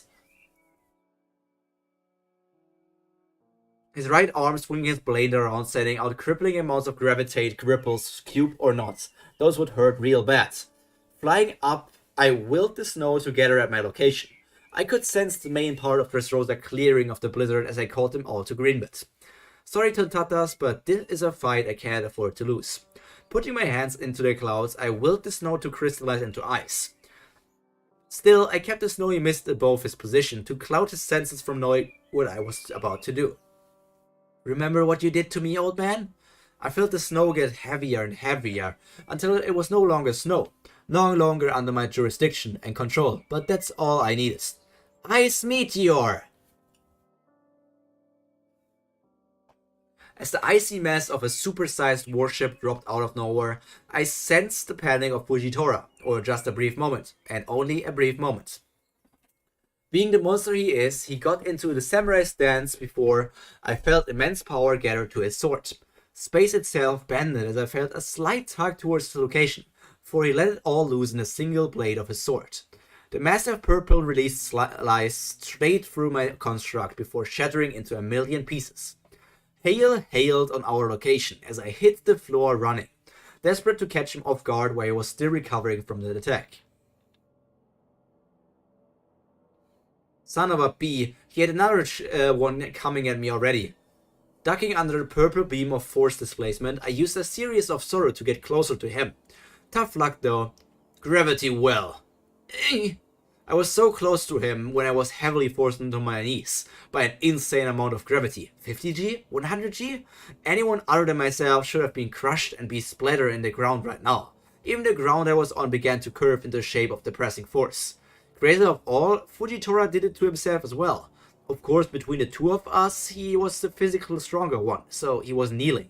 So I see that gravity does work on you after all. Step by step, he stomped his way across the gravity field to my position. Teleportation! Back out of the gravity well. Back to square one. Let's do this again, shall we? Point of view, Fujitora. Forcefully crushing together the area near my stomach to knit up the slices that Syrup had just made. I tried to analyze all I knew about her, which was not much to be honest. She was a tough one for sure, most likely the strongest pirate I have faced during my career as an admiral, and easily the strangest or confusing. Leaving her questionable morals and motives aside, her abilities were something I could not figure out yet. To begin with, she possessed special abilities known only by the OP no Mi, but even more. Cutting and moving objects within a specific range, by her will alone except for Haki-infused things, as well as gravity manipulation, teleportation, and a wide combination of horror-worthy crafting. Which just makes me say the kitchen fruit, as Syrup calls it, doesn't make any sense to exist, because if it exists, the world government would probably have this one also hidden from anyone else in the world, because they already have sold the OP no Mi for an insane amount, and if the kitchen fruit is just stronger than that, they wouldn't leave that one in the open air. That alone would make enough of a nightmare, but she was much worse. Somehow she possessed the aspects of a Logia as well. Not just any, but the element would just so happen to be malleable. Devil Fruit Awakening and Self-Strengthening. It was as if she chose the Devil Fruit which would match her every need. I cut her in two with my blades, but made the mistake of not using Haki in a hurry. And she, as if she already knew, ignored the blade completely as she used the chance to cut up my abdomen. Shit, a full blade in your stomach and that's all you show? Seriously, how much of a tank are you? Even Sakazuki cried out from that. A true warrior and advocate of justice, who wavers not in front of evil. You consider me evil then? She surprisingly sounded a little hurt at my words. I consider you a threat to justice. Not necessarily evil, but one which brings harm either way. Syrup is evil. She killed more people than most of the other characters we have seen in One Piece. She is a straight up murderer, and she is not just questionable moral, she's just straight up evil. From the way she jumped up into the sky before diving down on me, I came to think she took that as an insult. Blocking her double strike, I moved in for a critical. Shambles. The blades in my hand were replaced with a wooden stick, which probably wouldn't happen because your Haki might be on the same level. Stab, drip, drip. I felt a deep, sharp object go right in through my stomach, right where the cut was. I got you now, old man. Pain was hard and demanding. Throughout my years alone training, I learned to fight through pains as I had learned to see without my sight. I felt the pain, but a true warrior would not let it disturb him. A warrior's path is to endure the hardship through perseverance and grit. Learn to weather storm, look through the clouds that cover your mind, calm the raging emotions and see the reasons. A sword determines a warrior's strength, but it is the heart that shows the warrior's resolve. It is through the trial of pain that you, warrior, determines whether you lose or gain. Point of view, Syrup. You've got to be kidding me. I had him right through the liver, and by dragging up in the blade slightly into his lungs as well. There was no fucking way he could even be standing right now, or he should be standing right now. I've got you as well, you know, young one. My senses spiked through the roof, as literally every observation future taught me one thing.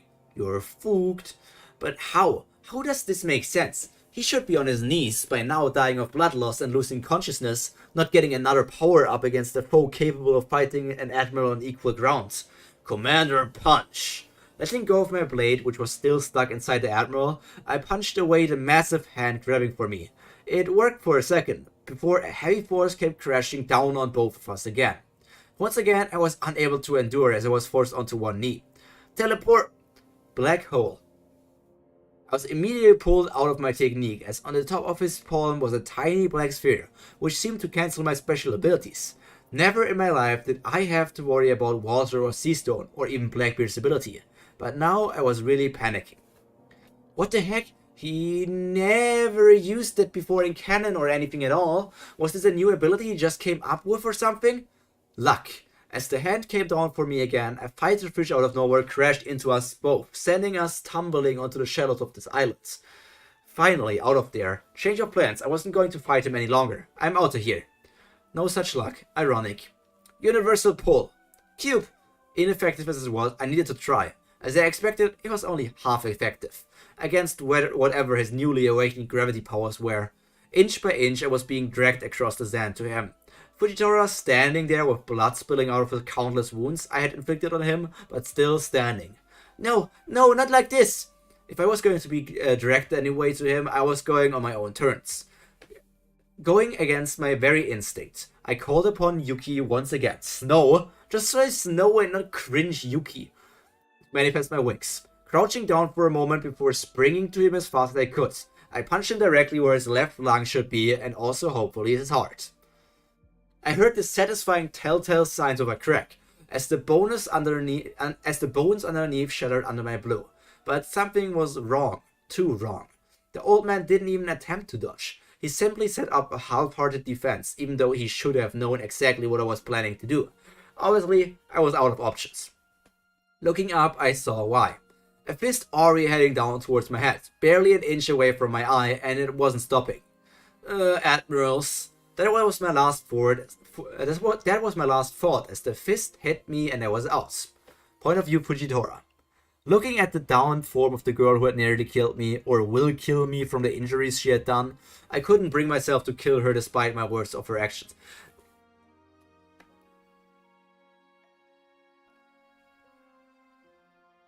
This is the worst case of plot armor. She literally tried to kill you. She killed people in front of you. You know how horrible she is. She goes against your sense of justice, and you're still like, I can't kill her. For some reason, I can't kill her. With horrible timing, like always, the Marines who had evacuated from the fight came just as I fell onto my knees. Isho-san! Bring the medics and chain her up as well. Looking down at my hand, I saw that I had coughed up blood.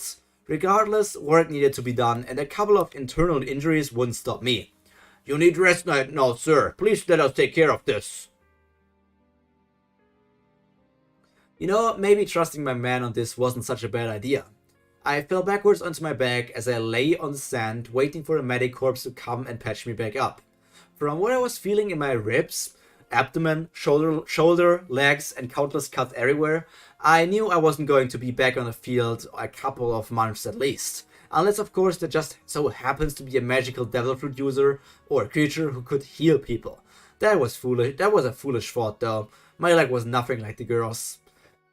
Point of view Syrup.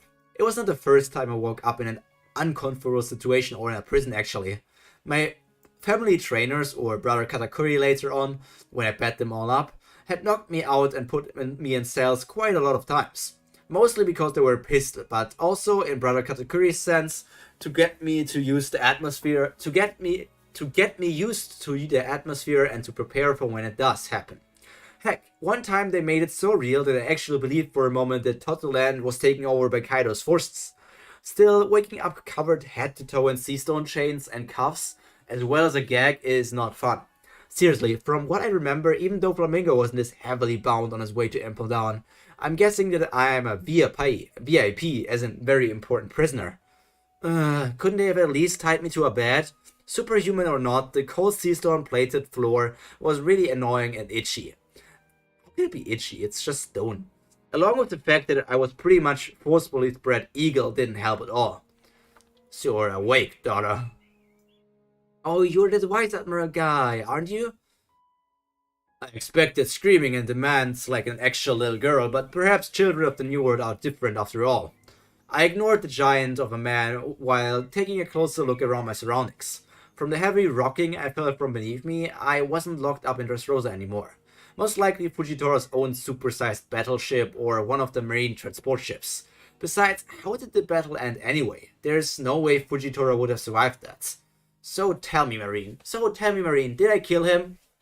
You got pretty damn close. Could you stop with the Dara thing? It's getting pretty annoying. Besides, the Dara you're saying isn't even adding any meaning or implication to your sentence. You're only wasting your breath by saying an extra 2 syllables. Also, that Altman survived? Huh? What? You gave a long explanation of my speaking habits and then just dismissed your fight with a Marine Admiral just like that, Dara? There it is again. Fine then, tell me how he lives. After you were thoroughly thrashed by. Actually, I remember it being a pretty close fight as I had him nearly killed, so fix that sentence please start again. If somebody was talking like that, I would just kill her. Short version is, another son of a bitch took down the Flamingo. Oh, Straw Hats! Would you please stop interrupting? Anyway, after that conflict was settled, this little group came out and their princess had this ability to heal people. Plot. Excuse me? And I was hoping for some change. Nothing. Heh. Okay, Dara. Anyway, Isho-san is fine now, whereas you aren't. So I'm guessing we are on our way to Impel Down? No, you are being taken to New Marineford for trial before being executed. Probably. As if you people can. I fought an admiral on my equal ground. Do you think I can escape, especially now of all places? My words were matched by massive thunderclaps just as the yelling and shouts from the deck above began. 4 transport ships, Bastille. That's got to attract some attention, and you foolish marines probably already spread the news on your precious bird that you've caught Don Quixote, Doflamingo, and Charlotte Syrup. Did you honestly think that would not get any attention? A massive explosion shook the entire ship as marines began running left and right outside of my humble cell. Sir, reporting, what is your fool, Dara? 2 enemy ships in. We have confirmed. Check the calamity of the beast pirates leading this ship. We believe he is here to free Doflamingo. Bastille immediately pales at the mention of a calamity of the beast pirates approaching before he forced himself calm. That shouldn't be any problem. It's fine, it's going to be fine. We have former Fleet Admiral Sengoku-sama, Admiral Isho-sama, my colleague Tsuru-san, as well as my great self. However, the poor marine continued to shiver as if he wasn't done reporting. Well, suddenly I felt a very familiar presence. One in which I couldn't forget even if I wanted to. Those idiots. What are you talking about, Dora? Petty officer, report to me. We have spotted the approaching form of Queen Mama Chamta, the flagship of Big Mom Pirates. Well, that's too bad, isn't it? It looks like my family is here to bring me back before I even have a chance to break out. As long as I live, I don't think I'll ever not stop enjoying the moment of when the horrifying realization set on the poor Vice Admiral's face. And that ends the Mark Fetter's Rose of Madness. To answer probably the biggest question, no, Big Mom did not come to pick up her daughter herself. Instead, she sent all of the Sweet Commanders, as well as a couple other combatants. Since these doesn't hold or see Syrup's abilities, I had mentioned Syrup breaking out and causing mad chaos before her brother and sisters pick her up as the ships collide. As for Doflamingo, well, let's just say Jack still managed to fail, even with the impromptu help from the Big Mom pirates. Team Big Mom all the way. It's just stupid. It's just stupid. It's just stupid. Just straight up stupid. It's still that there's Fujitora, who apparently got healed by Princess Mosheri, which means that she's maybe not at full power, but he's still an admiral at, I guess, 60 to 70% power. We have we have Sengoku, and we have Tsuru. Jack easily got defeated by them without any of them even looking hurt. They can easily defeat Cracker, they can easily defeat Smoothie, and Katakuri isn't that strong either. I mean, Katakuri is strong, but not comparable to these characters, so I feel like this doesn't make sense. It's just plot. I mean, Syrup should be dead at this point.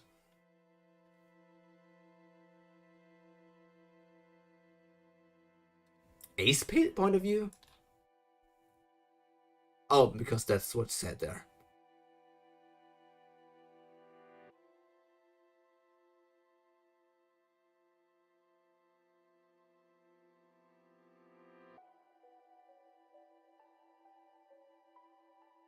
Come on, where's my boy? Please, no, my boy's not here. Let's expand this to good characters. Where I dropped this, it is lowering my sense of power scaling is off. The fact that she is so OP and yet you continue to nerf her no matter when at a random point just ruins everything you wrote. So I give a 0 of that for constant story ending crap. Yeah. I'm gonna use you as my you are now Cesterian, even if you're not Cesterian. You're pretty much just said the true things. So I'm also going to offer power scaling issues. Anything else we can have? Syrup is not there. I mean, look at how many things were here. Let's continue onwards. I mean, we already clicked on extra chapter will. Basically an explanation of how underdogs beat their superiors in One Piece and how Syrup wants to utilize that. It's a short chapter though. Extra chapter. On the top of the deck of the Queen Mama Chanter, the flagship of the Big Mom Pirates, I swung my blade in what is the simplest form. Over 10,000 times. Okay. Back to the basics. Back to what is my foundation.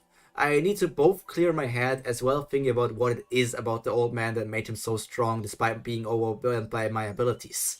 Simply put, it didn't make sense. For the short time that we fought, I was able to equal him in strength, dominate him in speed, crush him in swordsmanship, and master him over the sheer versatility of my abilities. You said that he was more powerful than you in strength, and now you say it was equal, so you're literally mixing up your own words.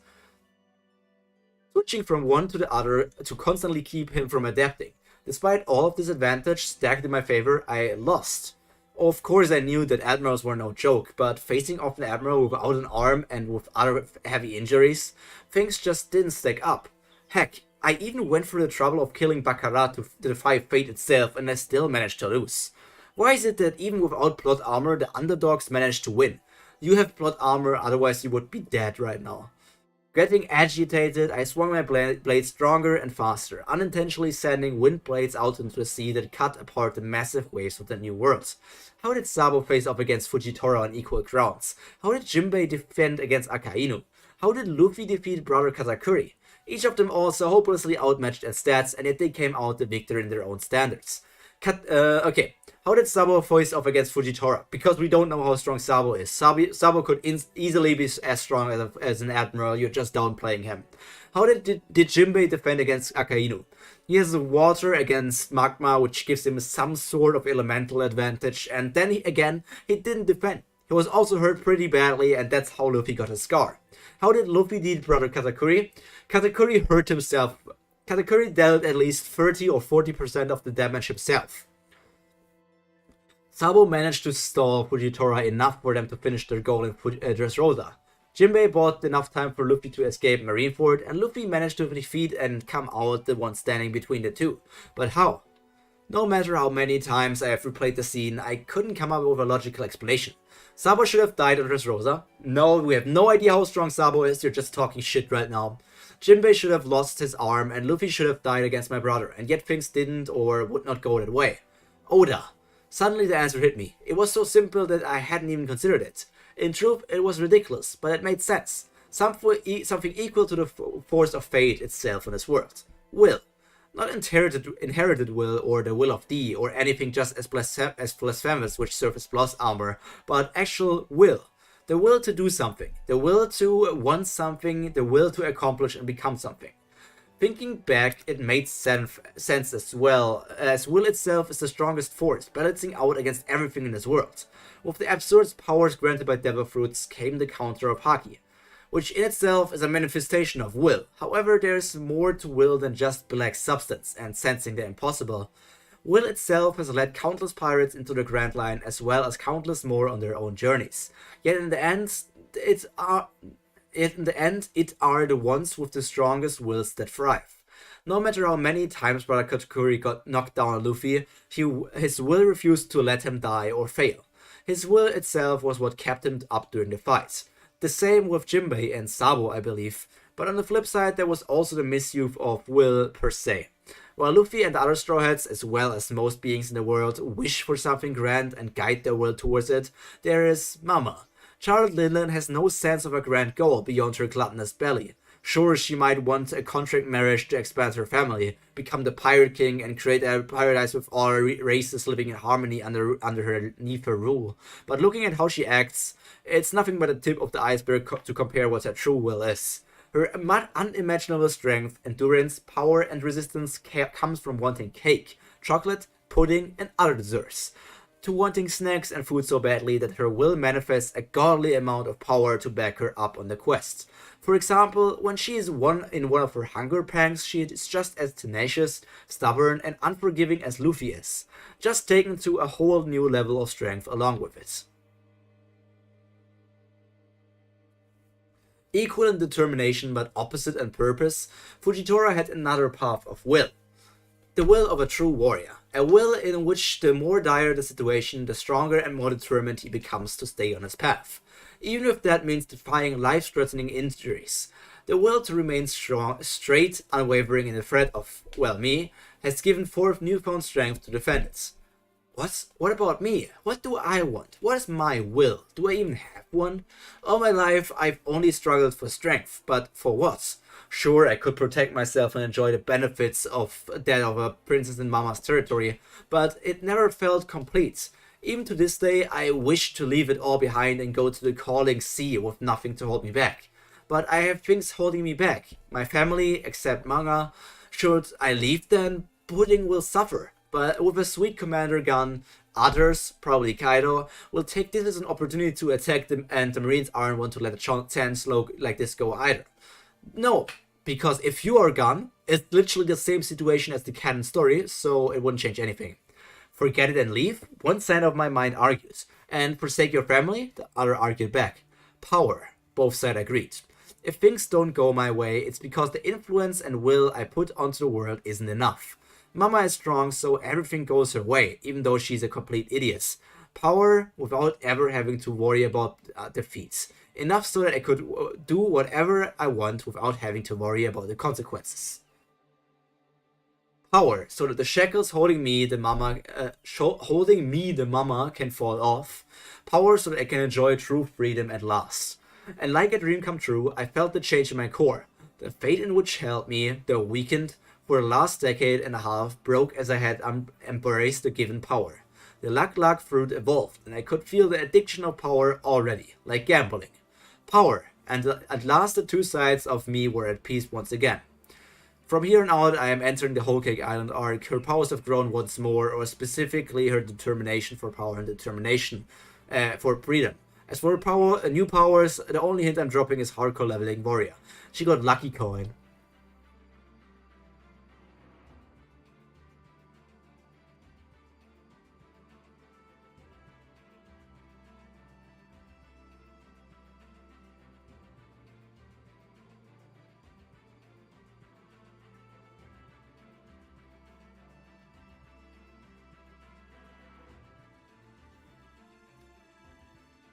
Okay.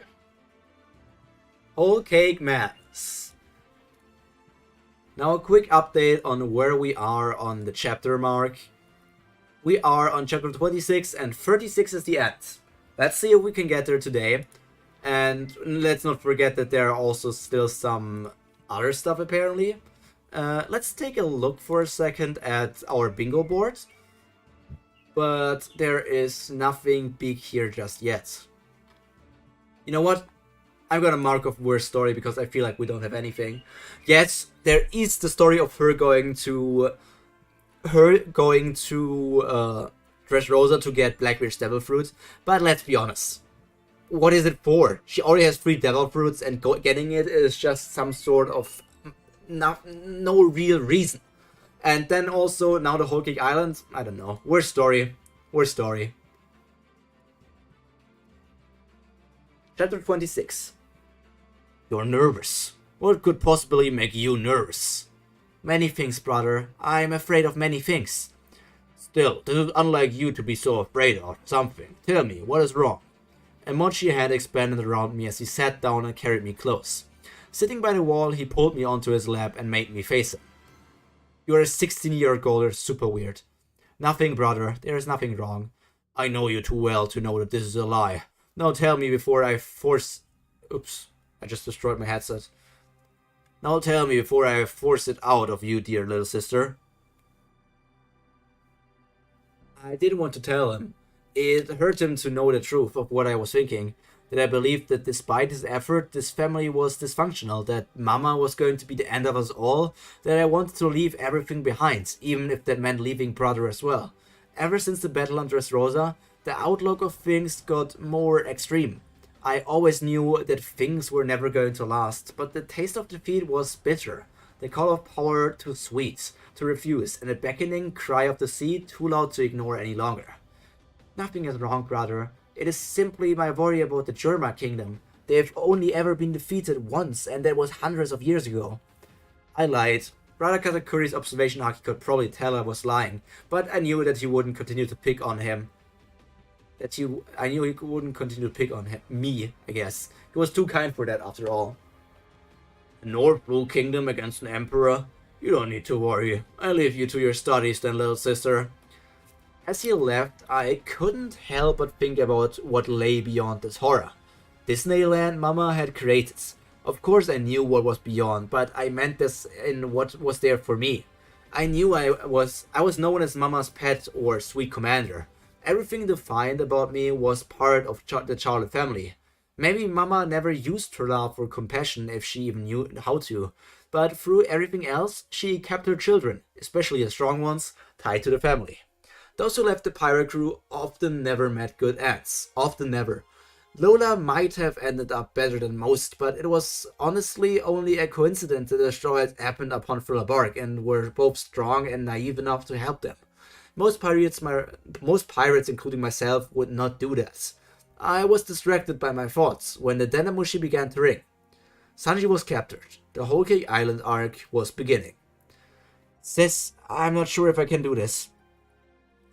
Pudding, I'm not sure how many times I need to tell this, but you need to be confident in yourself. Whether he likes it or not, you will be playing the part of getting married. So enjoy yourself. See for yourself whether you should enjoy killing him or not. What do you mean? Showing him who you are. Show the side of you as well as the cruel part. Come out true to him as he knows who he is dealing with. When he responds either way, you will need to come to a decision. What decision? Whether you'll stick with the family or your own. Point of view, Windsmoke Judge, King of Germa Kingdom. The meeting between the Big Mom pirates and us went as good as it could be. For a kingdom making an alliance with pirates, what that meant was there was only a little bit of threats flying across the table with the gist of agreements was formed. Sanji would marry Pudding and the alliance would be solidified. In return for Big Mom Pirates' help in clearing out the forces of the North Blue. The German kingdom would share their cloning and weapon technology. In the back of my mind, I knew this was not a good idea. One should never negotiate with pirates. Yet this was the only way to accomplish what the Germa had wished for so long. 66 days of total domination of North Blue, all under the Germa kingdom. 300 years have passed, and a little to no progress of such has been made. We were turned into laughing stocks in the comic books, and the history books forgot about us and our grand exploits. Even with all of our clones and forces, holding the entirety of the North Blue without facing a rebellion would be impossible. Allying myself with one of the greatest forces in the world was our only chance at reclaiming what was ours. I already knew Whitebeard and Shanks would never agree to my proposition, nor did they really fit what Germa needed anyway. We needed manpower, more than individual power. While both respective emperors held territory, they never managed it and instead offered protection and a threat to those who tried to invade instead. It was kind of the Beasts and Big Mom's crew that had both the strength and experience and manpower, which was needed to help us take over the North Blue. It was the fact that Kaido would not leave Wano that made my decision to go to Big Mom. Sitting in on the tea party, I'm beginning to realize that perhaps this was not the best decision. Big Mom was not reliable in the least. She had her strength and she had her crew, but she was at her core did not relax me in the slightest. The way she salivated at the sight of food, her childish arguments and tantrums in which her children needed to come and calm her down with food. It was truly unbecoming of an emperor. Not to mention the past exploits or rumors of what the Big Mom pirates had done just for the ingredients. Burning down the entire islands and murdering thousands at a time in preparation for a tea party. Sure, it wasn't anything new to Germa, but we carried ourselves with pride, not gluttony. Most of all, we felt threatened. Sitting here on this long table... Sitting here at this long table with dancing teapots and singing cookies, I knew I came to the wrong place. The Big Mom pirates on the side and us, Germa, on the other. With Big Mom herself at the head of the table, I came to realize the gap in strength between the Big Mom pirates. I came to realize the gap in the strength between the Blues and the greatest powers of the New World. Most members of the Big Mom pirates were present. Most members of the Big Mom pirates weren't present. Mostly likely doing their job around Totoland or placed around security. The ones that were the lesser members of the pirate crew. Members whose strength has yet to be recognized by the world government, except for one. A short pink-haired girl wearing a white cat hoodie sat directly in front of me as she casually cut apart her once talking pancakes, as if it was perfectly normal occurrence. By appearance, she looked nothing like her mother. She was petite yet athletic looking. Most of all, she didn't look threatening at all. Despite this, I knew better than nearly anyone how Despite this, I knew better than nearly anyone of how appearance could be a lie. Behind that soft and innocent-looking exterior, Sanji's bride's twin was easily the most dangerous of anyone I've met. Powerful beyond words, and has the brains and logics to back up her actions and plans unlike her mother. My information network informed me that throughout the years she had continued to grow in strength, in great bounds in unexplainable ways, while others, especially the older members, remained stagnant in their growth and often becoming arrogant. Placing Charlotte Syrup here of all the siblings could have Big Mom could have brought sent a very clear message. Don't fuck with the Charlottes. An overwhelming display of strength to try and keep us subservient, since even a little girl like her could easily take out all of Germa. It displayed who was the dominant in this contract, the Big Mom Pirates. Losing towards my sons, I could tell they weren't buying it at all, as they continued to laugh and drink their food in ignorance of fear and emotion. But my daughter, she seemed to realize the messages the Big Mom Pirates were sending as well. If we step one toe out of line, and despite everything we have done to preserve the King's line for 300 years, this would be the end for the Germa Kingdom. We would be wiped off and into Davy Jones' locker, without even the chance to return to the North Blue. Sanji! Huh? The girl in front of me sat, her attention still on her pancakes, which were somehow dissected into perfect quarters. She put a quarter which was drenched in syrup before continuing her sentence. Is my sister worth the little to you, my loving twin sister? I felt the air grow colder. No, it really did grow colder. My next breath let out a mist as my children got ready to activate their raid suits. Besides, what was the problem with Sanji? How did she come to that conclusion? Don't underestimate the Big Mom Pirates information network, Germa. She put an extra information on the word Germa as if it disgusted her. Sanji is your disowned son, your runaway prince, and no-name pirate for who knows how long. Now that you need our alliance, you fish him out of whatever blue he was in and set him up against my sister, the Minister of Chocolate and an officer of the Big Mom Pirates. So, what say you, Big Windsmoke Judge? You're trading trash for my beloved sister. I couldn't help but gulp at her words. She was saying the truth after all. I had no love for my first son. The failure of Germa. Still, I was a king. I could not afford to be looked down upon by the words of someone like her. Careful what you say, girl. Sanji no longer carries my honor and blessing as the strength that I expected of Germa and is not in him. He is weak as he is kind. His passion for cooking, useless for my kingdom.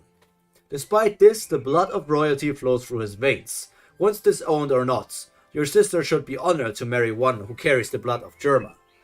Shatter. The cup which the girl was holding shattered into a million pieces, as she looked up into my eyes for the first time, looking quite mad.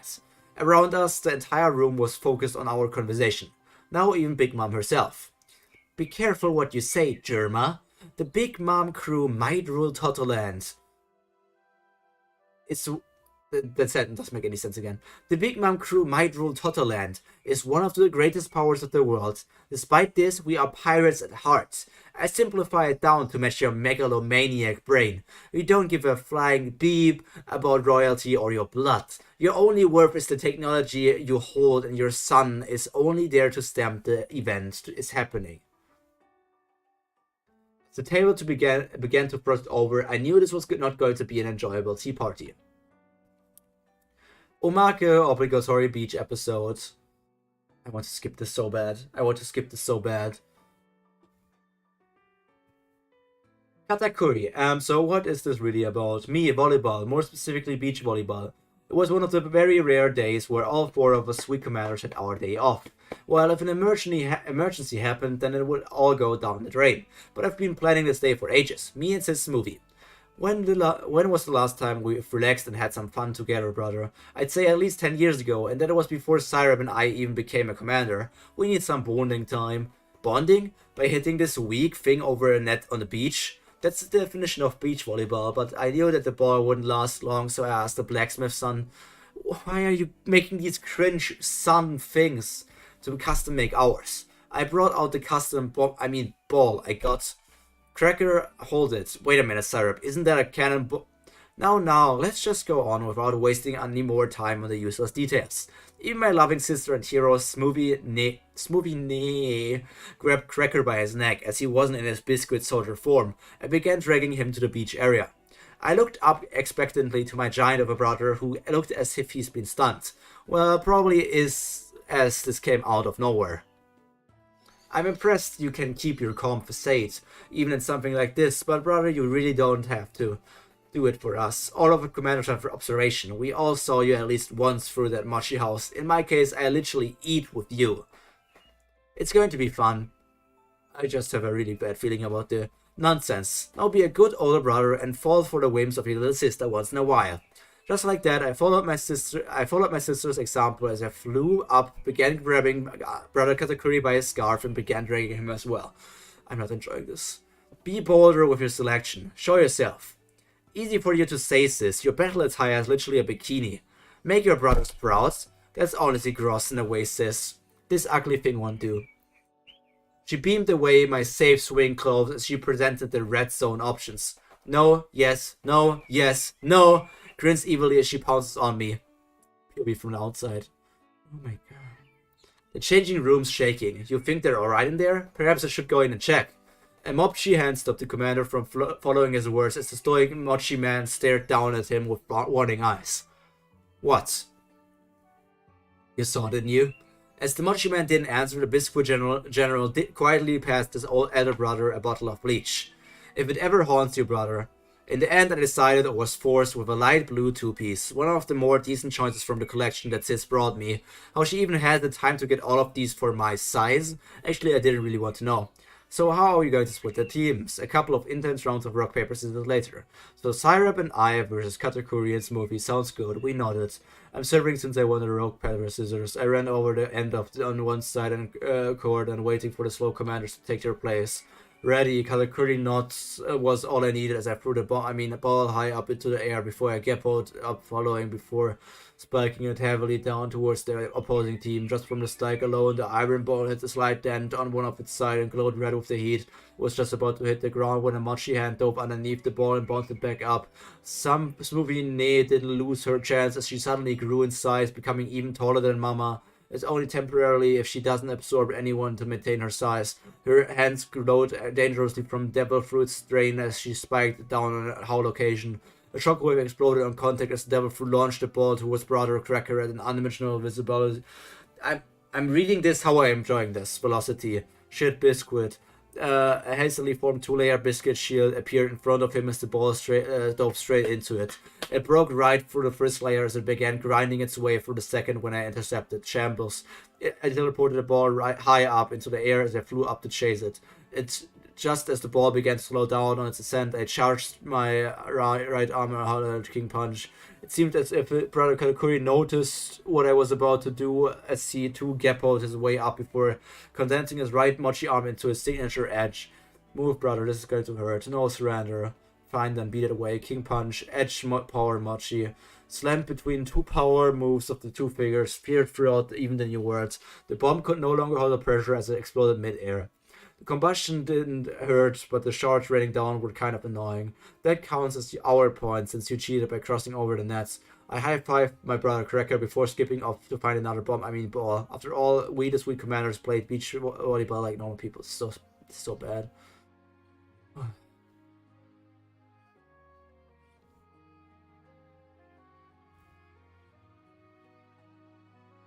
This is so bad. I don't know how people enjoy this. I can't enjoy this right now.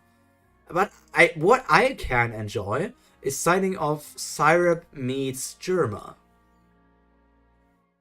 Once again, we already have the chances for. Oh, we have a bingo. We already had a bingo. Meteor combat, big can change, free, worst story inconsistency. So let's change.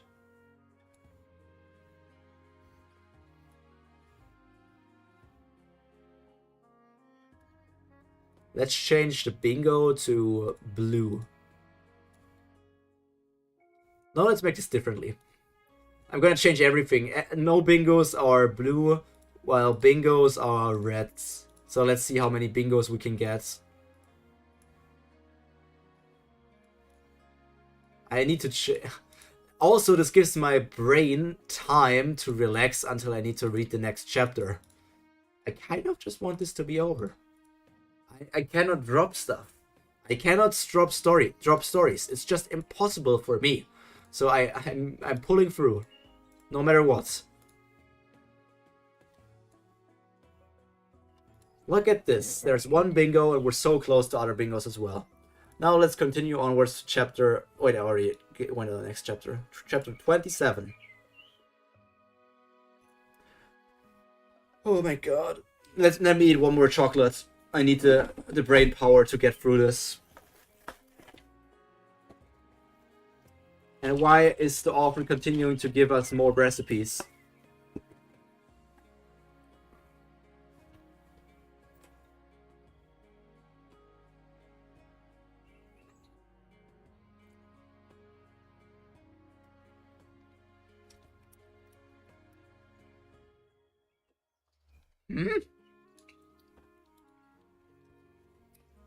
Anyways, let's try. Point of view, Sanji. Sometimes I wonder if I really am trash. I left behind my friends, my crew, to marry this girl for a family I no longer cared about.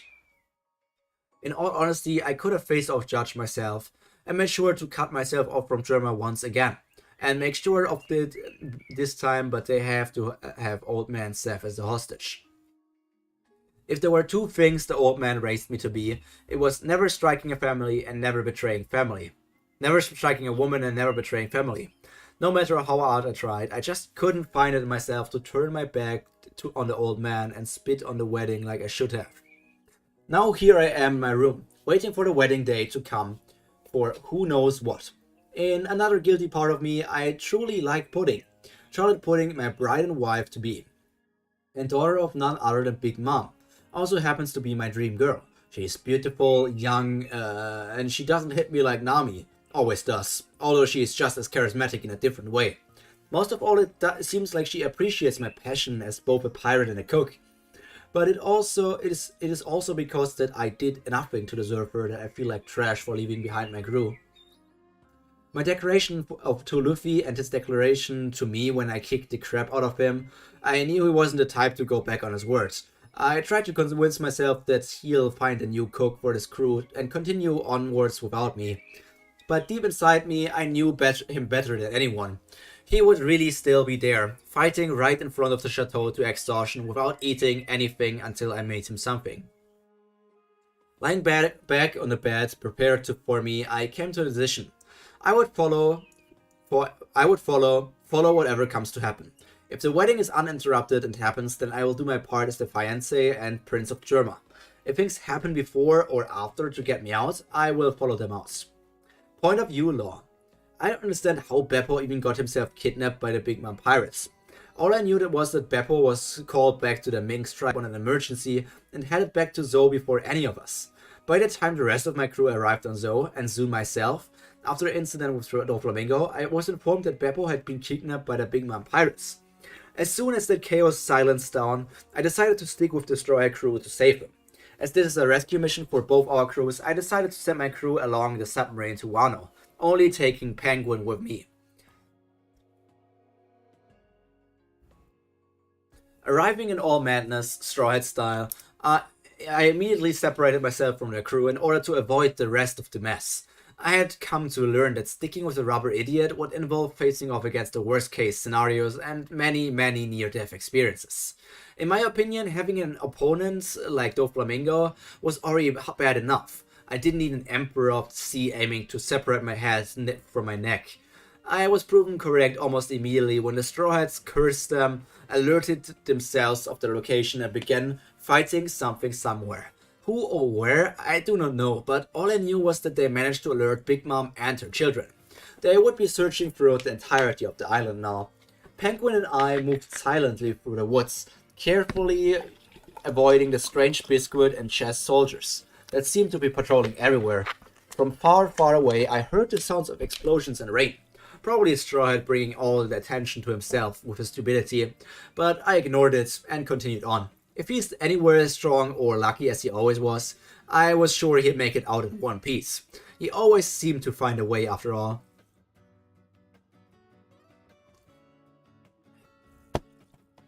Captain, are you sure this is the right way? I think we're seeing the same trees over and over again. That penguin is because we are seeing the same trees over and over again. But no need to worry, because we are getting closer to where we want to be. And where do we want to be? The giant cake. Just barely above the tree lines, I could make out the toppings of a giant chateau that was shaped like a multi-layered wedding cake. The entire island with its singing minions and animated objects. It seems too creepily happy, and their food-obsessed behavior sickened me. Who was the cook here crazy enough to imbue their foods into literally scary part of life? Oh, wait, I shouldn't blame the chef. It's Big Mom's fault, most likely. Perhaps it was due to my mind wandering, or more likely the whispering trees, but our luck came to an end. I was wondering why the homies were acting all strange. It seems like the Straw Hats aren't the only uninvited visitors on our humble islands. A deep male voice, is it Cracker? Sounded throughout the woods. For a few seconds, heavy footsteps echoed throughout the forest floor before the trees gave way to one of the biggest mess I have seen. It's Oven. Okay, it's Oven. Pleased to meet you, Surgeon of Death. You will be the 4th, 5th, maybe even the 6th supernova to face defeat on this island. Kids apparently got defeated here. Rouge got defeated here. Technically, Beige got defeated here and then got married inside. Apparently, Hawkins got defeated here. I don't know. The strange red fan hat wearing man got into a boxing stance before his hands began to glow red. As the air around his hands began to wave, I realized that getting hit by them not a good idea. We're a bit busy dealing with Stride and his crew, so I recommend you leave right here and right now. Perhaps we'll be lazy enough to give you all the way. Not happening. Where's Beppo? Who? Beppo, my first mate and the talking polar bear, a member of the mink tribe. We've got many mink tribe bears in our collection, Childs. His right hand began to turn a fiery blue from the heat, and suddenly I was feeling very warm, even from a distance away. If he's not lucky, then he should already be a carpet somewhere in the chateau. My first mate. My annoying and stubbornly apologizing polar bear. Carpet? Snap. I was always one for a rational thought and logic. After all, a surgeon must never lose his cool when operating, or in my case, fighting. But hearing the words from this mass of muscle, saying that my precious polar bear and first mate might be dead, I felt something inside me snap. I never really showed affection for any of my crewmates, but I really did care for each of them. So, sure, not everyone is as close to me as others, but Beppo was my first friend. My closest friend. The first person to ever trust me with his all, and travel with me into the unknown. That's not true. Your first friends were Shachi and Penguin. My friend, my first mates. I think so. I think so, at least. I didn't bother to yell anything curse. That was for the loud or annoying types. Instead, I quietly unseated my Nodachi as I felt the veins popping out on my forehead. Was this how Doflamingo felt every time he was angry? Strength.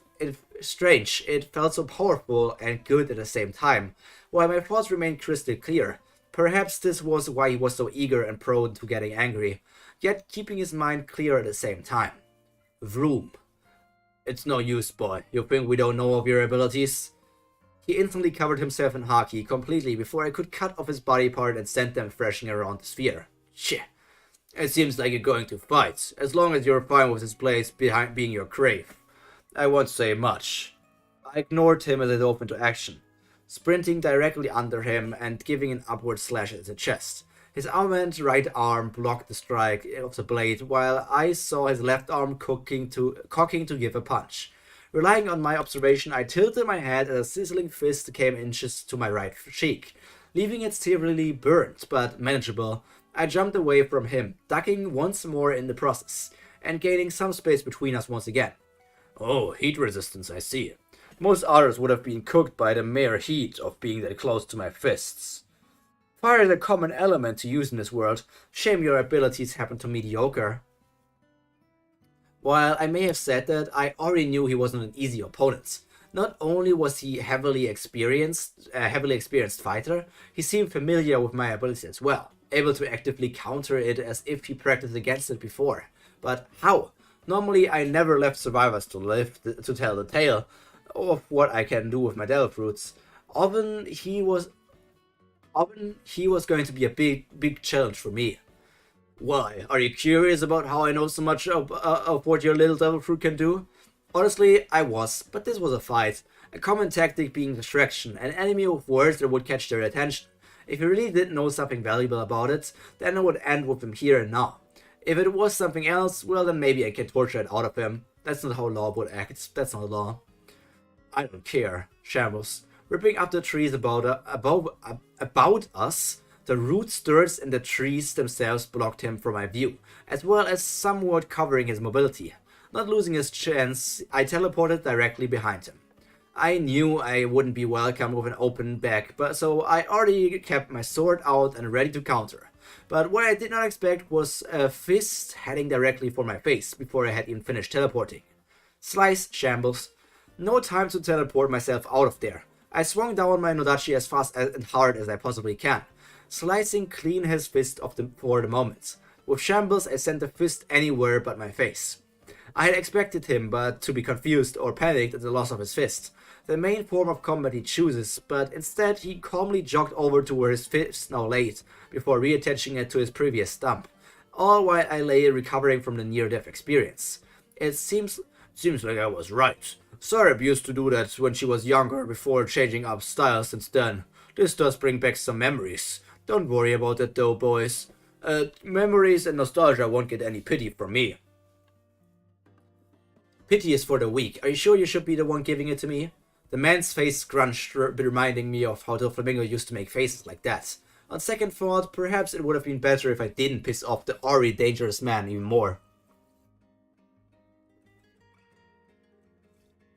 So in this fight you are scaling Law lower than Oven before the Wano arc.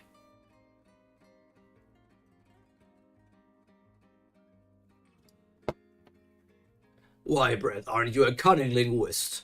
This time, it wasn't just his fist that began to glow and shimmer with heat. His entire body adapted a faint red glow as the heat blast grew more and more in temperature.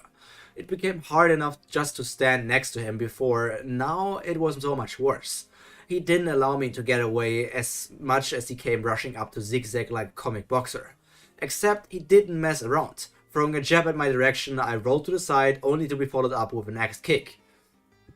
But as I rolled away once again, the ground in which I once laid had a sizable crater with Oven's foot still embedded into the earth.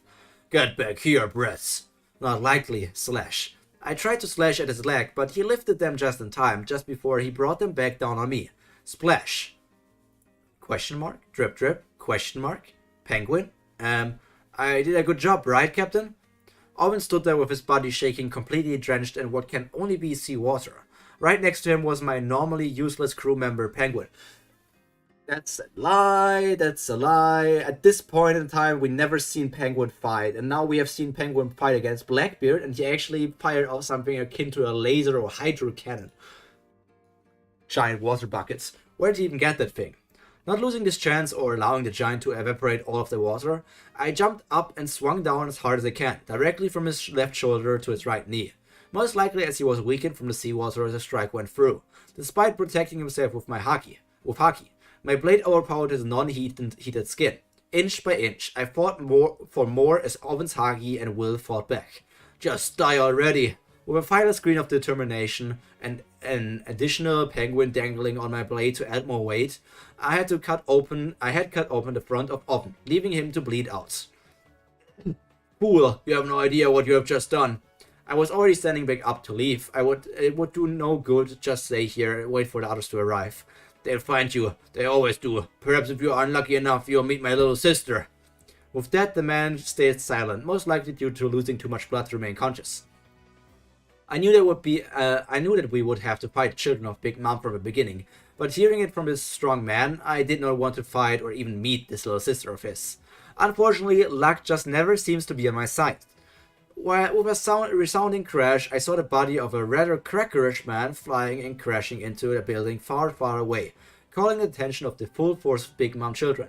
So, Luffy defeated Cracker, you defeated Oven. Luffy defeated Cracker, you killed Oven. And Law is only here so that Syrup has an opponent, but Law wouldn't be an opponent for her. So we would be on chapter 28, Whole Cake Boris City. It's here, very close to everything. But for now, I'm going to go on a quick toilet break before we continue further. So take care, get yourself something to drink as well, or go on the toilets. I will be right back.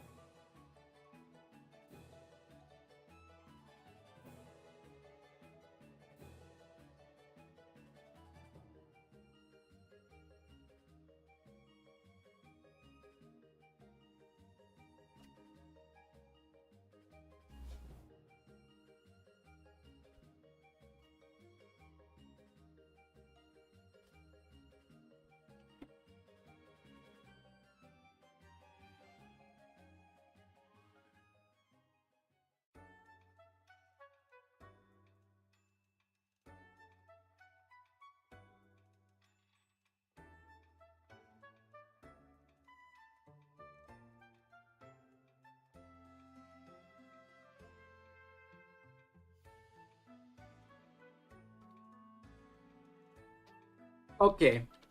Reading time. Reading time. We're on here. First, I want to check the bingo if there was anything we missed. I haven't met CP0. The only chance to meet CP0 would be Stassi. Sanji pervert moments? Not really a pervert moment, because he only called Pudding beautiful and it wasn't like leeching or something. Syra joins another crew, open ending, stops Big Mom, leaving Big Mom, Ace. Ace wasn't really mentioned. Ace and the Whitebeard Pirates turned completely irrelevant. So there was not even a reason for her to go save Ace besides wanting to do that. And now she doesn't even mention Ace anymore. Okay, next chapter. Chapter 28, Point of View Law. It was impossible to fight them all. It was simply impossible. The Big Mom Pirates truly earned their title as an Emperor crew, as they were not only fast, strong, but also employed brutally efficient tactics. Within moments, the trees came alive and opened a meadow in our position, which immediately revealed me and Penguin's location. To make matters worse, the trees began yelling out our position at the top of their lungs. Do trees have lungs? Only to be followed by the sounds of rushing feet. So through the seducing woods, Penguin and I ran. We ran for what seemed like miles on end, but my inner senses told me that we have been running in circles. Most likely as I saw the blade-marked trees over and over again for my fight with Oven. Just as I thought it couldn't get any worse. Not pirates, I assume. You must be the Supernova Law. As for your crew member, I'm sorry, but it rings no bell. Oh wait, never mind. Didn't we meet for a brief moment in Dressrosa? No, that's actually Syrup. A small girl in similar manner of clothing to me came out, with little difference. She was wearing a white cat-eared hoodie and with black tights. She had her sleeves drawn halfway up to her elbow. She had short blades strapped to her back, probably less than a third of the length to my Nadachi. Other than her clothing, I had to agree, she was incredibly cute. She had the image of the princess rather than a pirate, but as experienced looks can be very deceiving. Besides, we were on Big Mom's island, anything could happen. Why did she look so familiar though? Did we meet? Was she a high-ranking officer that I have seen somewhere in the newspaper? What should she mean, Dressrosa? Shock. The memories came rushing back. I had been too preoccupied with Doflamingo to recall the scary girl who fought against Fujitora before pushing him into a corner by entirely destroying the meteorite, before dropping her own. I remember both myself and Doflamingo fucking right off since she gave us the chance. How could I not remember? It's Penguin, my lady. Oh, I see. Unpleasant to meet you. My name is Syrup. Charlotte Syrup. Charlotte Syrup? Charlotte Syrup? My brain ran into overdrive as I immediately pulled up everything I knew about this girl. She was the pirate's hero of the Paramount War, the head of Fisherman Island, and a notorious pirate feared even in the New World. To top it off, she was contending for the position of the strongest of the Big Mom pirates except Big Mom herself. All of this information together could only yield one result. Fucking run! I turned my non-existent tail and ran for all it was worth, signaling the Penguin to do the same. I don't know if Law would do that. He got the message, only that it was too late. Just as I managed to enter the tree-like once again, I heard a scream behind me. It was a hard decision, but I risked to look back to find myself possibly the most horrific and hilarious scene I have ever seen. First was Penguin with his face bloody and knocked out cold, stuffed inside of a snowman, which ironically was shaped like a real penguin. I would catch you here as well, but from what I know, you will come for your polar bear and this, what's his name again? Anyway, I know you're not the type to abandon your crewmates. Besides, chances are low that you will even be able to escape this woods anyway, betting that one of my brothers or sisters catch you somehow. I hated myself for agreeing with her, but she was right.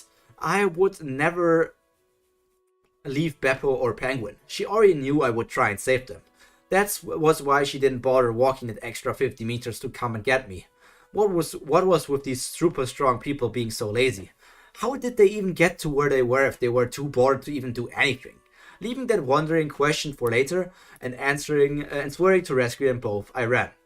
I see you soon, Trafalgar Law. Perhaps if you prove to be unique as I am told you are, maybe I can steal a few tricks as well.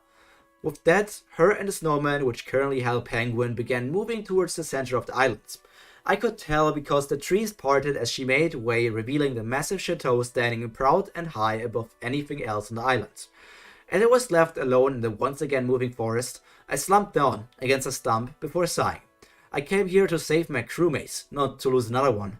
Of course I knew the risk of invading the territory of the Emperor, but to be this powerless against even her children and not herself?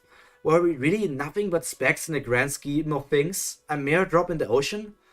From her attitudes and even Oven's, I certainly did feel that way. Even way back during the Paramount War, I was forced to run only moments after entering the battlefield and saving that damn straw hats. 2 years of harsh training and pushing myself further, I was still defeated by my nemesis, Doflamingo. Even now, I wasn't even close to killing Kaido, as I had once said, but I instead here was struggling against the commander of her crew. I'm a failure, aren't I? How was I going to save them? Sneaking in sounded nearly impossible with the wedding or tea ceremony near as well as how I was going to get them out of prison as well. Should I, or the fact that the prisoners were gone, is discovered? I didn't want to meet the little girl again. Relying on the light above, I tried to walk in a straight direction once more, trying to at least find a way out of the woods. But alias, it was a failure once again. I was very tempted to just slice all the trees around me into timber, but unfortunately that would give away my position. It turns out that I should have went with a slicing option, as moments later I was surrounded by not 1 or 2, or even 5, but 10 children of Big Mom. the older ones. I had an ego to keep and crewmates to save. I was the face of the Hard Pirates. I was a warlord and helped in defeating the heavily demon Don Quixote do Flamengo. You were also part of the Rocky Port incident. Even though I knew the risk of getting caught as well as what they will most likely force me to do, still I knew when I was outmatched. I dropped my Nodachi and put my hands above my head. I surrender. That doesn't seem like law. Being stuck inside a giant magical book was not my definition of fun, nor was it something that was or would ever be on my bucket list. If anything, it would be on my list, though not literally. Still, there were some pros to being tied up, chained and jailed in a magical book. That cannot be broken? First of all, I was able to be reunited with Beppo, who was doing surprisingly well as part of Big Mom's special collection, and even Penguin, who seemed to suffer no lasting damage. I don't know who would treat an enemy pirate, but the surgeon did a good job. A shame Penguin can't remember who it was because he was still unconscious. Now all we needed to do was break out, which was the main problem. No matter what I did, nothing would work. My devil fruit would not extend beyond this page. My hit didn't even crumple this somehow paper material. On the other side of the page, I heard Luffy screaming about cutting off his own hand to free himself and his navigator. Seriously, an idiot. Why would you sacrifice your hand when the jailer would free you sooner or later? So I ordered my crew to wait, and wait we did, until cream-dripping piece of fat walked himself into the room. Just looking at him, I felt unhealthy, and he wasn't even vanilla cream. I already hate bread with a passion, but it looks like another thing was added onto the list. Alright you all, I'm Opera, and I'm supposed to make sure all of you stay in here nice and quiet. Then he casually picked up a crossbow. Now please answer me or die. I will shoot in 3 seconds. What the fuck? That didn't make sense though. He wants us here to be nice and safe and not go anywhere, and the next second he threatens to shoot us and kill us without even giving us the question yet? Nami screams. Instinctively I covered my ears, which happened to be a good thing, as both Beppo and Penguin winced at the screeching sound. Fortunately, it seemed to have affected the Cream Man as well, as he dropped the crossbow. If you didn't want to die, then just answer my questions. I don't want to answer your questions. Then let me shoot you so you die. I don't want to die either. Quit being so indecisive. Things were about to get bad, when a certain whale shark arrived just on time. I didn't really know if this was a good thing or not. While I did know that Jinbei was on good terms with Straw Hat, Jinbei was still aligned or subordinated under the Big Mom pirates. It was also common knowledge that Big Mom didn't take nicely to those who either betrayed or tried to leave her crew. I could only pray that Jinbei truly values Straw Hat enough to save us as well, or he's just dumb and accidentally saves us throughout Fate's work. Anyone around?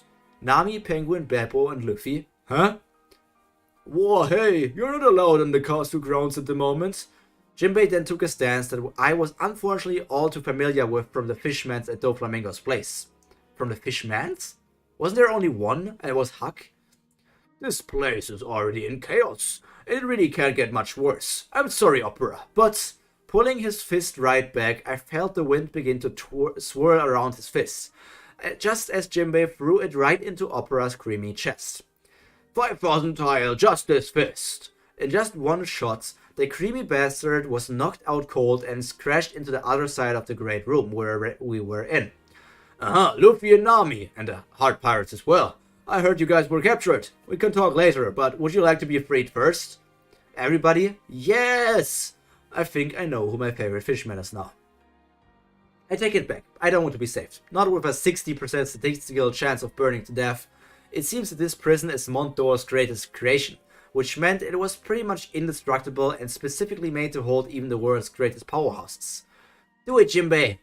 No, shut up, Luffy! I'm sorry, Luffy, but I'm afraid there's no other way than this. We must burn away the book. But this was still a devil fruit power, wasn't it? Why don't you try dumping the book into water so it cancels out the power the book has? Why didn't I think of that? Just wait a little while, Luffy and Nami. I'll go to get some water and free you all. What a pretty fish that made its way in so far into here. Sorry again. Looking behind Jinbei, I saw the person of my nightmares. The small pink-haired girl wearing that cute but equally horrifying hoodie. I was wondering what sort of pretty bug made its way into the heart of the castle. Must be a predator bug to have made it this far in. Her words sent shivers down my spine. She was completely different from the first time I met her in the forest. That time she was at least looking at us like people. You know, now enemies. Now she talked as if we were trash, not at all worth our time. She glared at Jinbei before drawing her blade. From the innocent girl her looks suggested, her aura changed instantly, as I suddenly found it hard to breathe, and the same force Doflamingo used to push me down onto the ground. Except it felt even stronger. Seriously, how strong was this girl? In the end, a fish is a fish, isn't that right, Jinbei? I think that at this stage, Syrup knows what she has to do, but at a time a relationship with everyone makes it hard for her to abandon her duty. Calling upon a meme, I know what I must do, but I don't know if I have the strength to do it. It's perfectly here. Syrup has the power necessary to do it as well. It's so stupid. Syrup should just kill Big Mom at this point because she's strong enough. But the author somehow doesn't know how strong Syrup apparently is. But she for sure wouldn't kill anybody there. And I'm also thinking, you notice one thing. Syrup is such an uninteresting character at this point that the author would rather follow Law, Luffy, and Jinbei in this chapter besides Syrup. But that's we didn't get any bingos yet. Also true. She's a power-hungry, freedom-seeking, impulsive planner. I hope that explains most of her actions, thanks. No, it doesn't. It doesn't. I need a chapter with a point of view with her thoughts to understand what is going through her mind. Badass MC. Big hearts, very dearly. No, these two make sense. It just doesn't make sense. Anyways, chapter 29. Chapter 29. We're inching closer to the end, but I don't know if we can make it today. I don't think we can make it. We'll make it quite far, but we won't make it until the very end. That's very much for sure.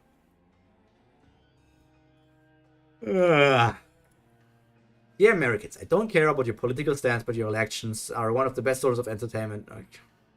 Those were the Trump elections, I think. I mean, this 16 was when Trump got it, and 2020 was when Biden got elected, I think.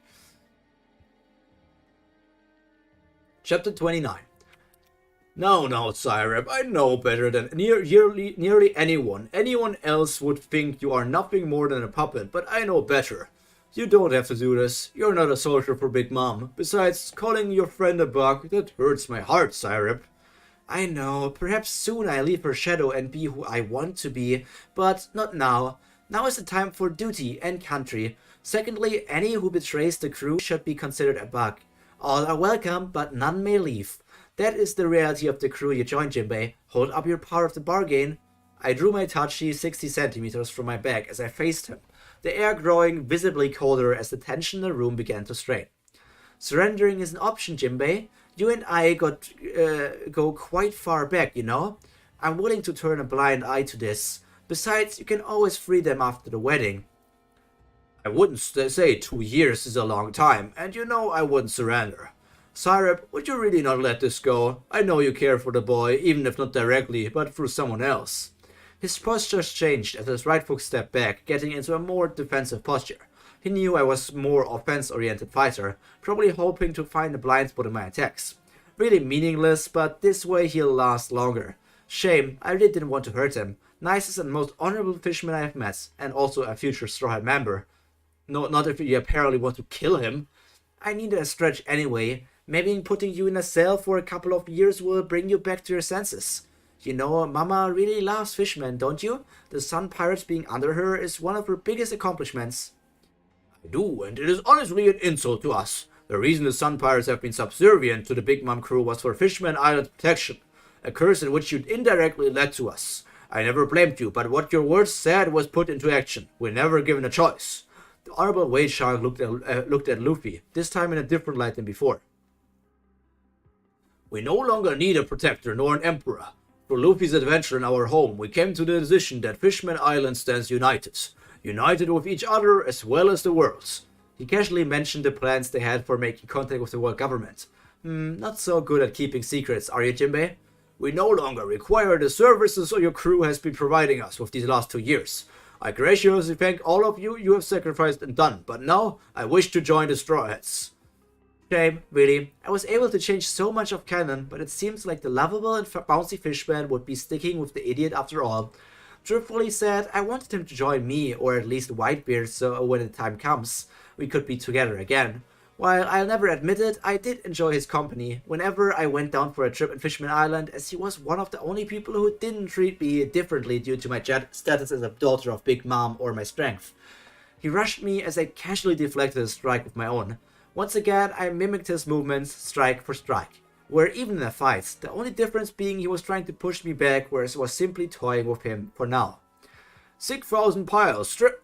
I switched up my style the moment he pulled out a mediocre trump card, as I grabbed his rope and pulled him down as he began to lose his balance. I brought up my right knee as hard as I can directly into his face. Crack!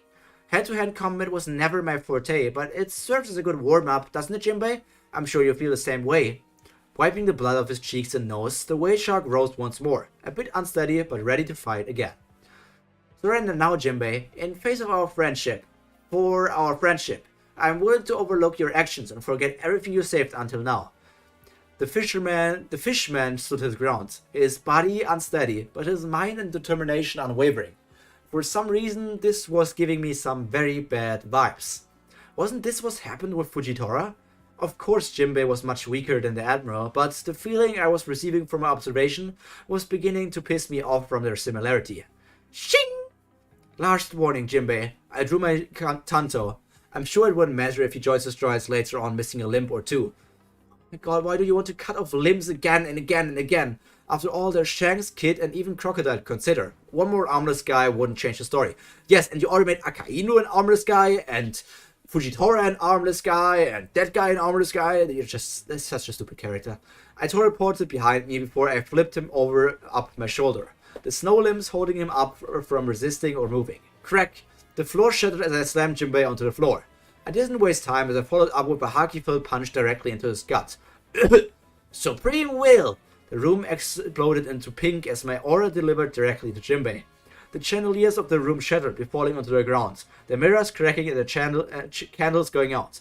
Jinbei grimaced as he... Wait! Ignoring the loud screeching girl, I dropped my blade onto his arm when a specific name caught my interest. Lola! Lola! Lola told me to tell you... Lola? Lola, my foolish yet loving sister. My weak sister who escaped from the crew to form her own rolling pirates, only to be soundly defeated by the Gecko Maria and be trapped in the Fritterbug forever. I kept my blade on Jinbei as a warning before looking up to face the Straw Hats navigators. She should have stayed silent and enjoyed her life in peace. What business did she have with you? If it's something stupid like, she told me she wants you to be a good girl and release you, then I'd kill Jinbei here and now. Spit it out already. What did she say? The orange-haired pirate took in a deep breath before beginning possibly one of the most ciscon lines of all. This is what she told me to say if I ever met you. Sirip, I've been catching up on how you're doing through the news, but really, be careful. Destroying Napa Island all by yourself? There's a limit on how reckless you can be. And also, why didn't you face off against the Whitebeard pirates alone? You almost gave me a heart attack with that one. I left in order to escape being a puppet for Mama and that giant Loki, but every time I see the news about you doing something ridiculous, I'm tempted to come back just to smack you on the head to get some common sense into you. Other than that, I'm glad that I know that you're doing well. Make sure you stay away from boys, males, men, anyone with both X and Y chromosomes, and guys. Also, this is Yami, by the way. This is Yami, by the way. Her and her crew, led by the rubber guy. This is Nami. How can you not even spell the name right? Nami, by the way. Her and her crew, led by the rubber guy, saved us from Maria. I'm sure you were worried when you heard about that. Anyway, there's no way you would heard that she's even in Maria's case. There's no way you would ever heard anything about her. Anyway, I'll be going now, hopefully to reunite with some of my connections in the blues. I'm thinking of leaving the Grand Line altogether and find some peace. Stay safe and make sure to stay away from the boys. Just tell your brother if you ever do. Your loving sister and obviously the best, Lola. I only found 2 flaws in that. First is that there's no way you could have memorized that over a span of no, who knows how long word for words, even if you are a navigator and good at memorizing things. Nobody should memorize a conversation like that. Second, Sis Lola was not as overprotective and humorous or confident like it seemed in that. In other words, either this entire thing is faked, or you added an improvisation. Wait, okay, I admitted I forgot a few sentences, so I added in what I thought she said, but it really did save her. A pirate's honor. I saved your family, now spare mine. For someone so weak and stuck in an undesirable position, I had to give it to her for having the guts. She glared at me with unyielding eyes, with determination to see through this. Where did that pitiful woman just moments ago go? I see, so this is her determination, her will. But calling upon my honor, now it is just unfair, isn't it? It was after all honor that made the supernovas to fall under Big Mom's rule. Honor that made Sakazuki spare Kuzan, and so much more. A pirate's honor, huh? I lifted the blade from Jinbei's neck. I guess I could let it happen. I didn't really have much to lose from letting them go. No one from the family knew I was here anyway, along with the fact that the crew's problems would soon not be mine as well. Fine, I stood up, dusted off some battle debris, before walking off and leaving the pirates in shock. Considered the debt repaid in full. Pure V. Jinbei.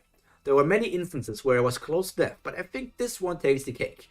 My fight with Ace-kun had been even in ability and skill. It was only after so long that both of us collapsed out of exhaustion, as well as succumbing to our injuries. Even then, we fell in the presence of Whitebeard, so I was never any true danger. Directly leading on my refusal to raise my hands against our savior, Whitebeard caused the world government to cancel my position as a warlord and came for me. I remember the Marines in great numbers and strength overwhelming me as they shackled me down into Impel Down.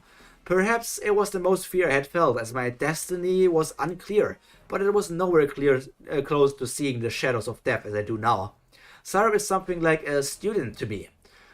In a way, I guess. I had never truly taught her, but she came to me to learn. This wasn't the first time of us fighting. It was only been a spar between two fishman karate masters. Never once was there bloodlust, blades, or anything like this before. Laying down on the floor of the chateau, completely beaten, numerous cuts all over the arms and torso, my left leg twisted in an uneven angle, and the general pain of her devil fruit in general, not to mention having the blade almost cut through my arm, as well as threaten to do the same to my throat. I was honestly surprised that my organs did not rupture or collapse from the final shots. Perhaps it was a blessing that my whale sharks had more fat in the stomach area to cushion bludgeoning blows. Jinbei, are you alright? She's so scary. I must thank you though, Nami. I do not know if she really would have continued should you not have stopped her, but nevertheless, you have saved all of our lives here. I painfully stood up as I began gathering the water around the room. It wasn't much, but it should be enough to cancel out the devil powers in the book holding them. No, step back from the bars. It's time to set you free. I'll patch you up after this. That would be very appreciated. Tidal wave. Point of view, Syrup. It didn't feel good to do Jinbei like that, nor harming the Straw Hats.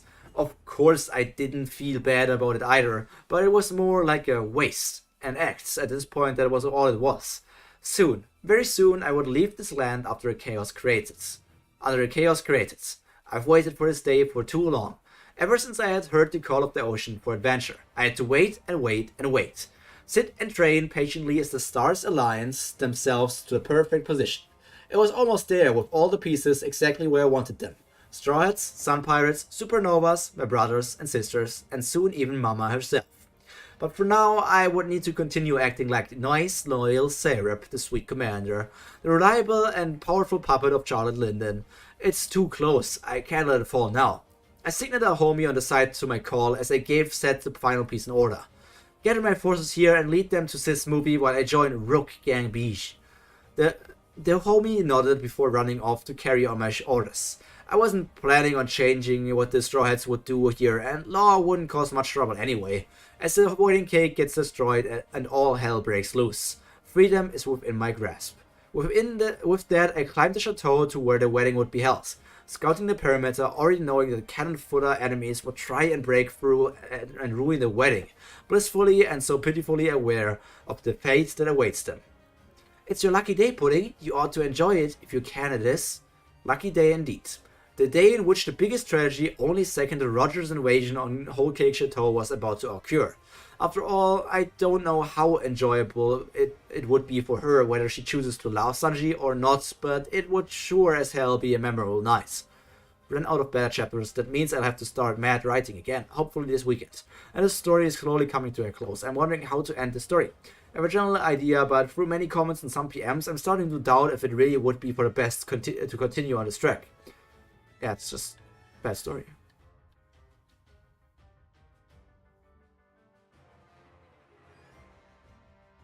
I like these emotes that they composed in this picture. More development for an Ace. Yeah, they just dropped that story line.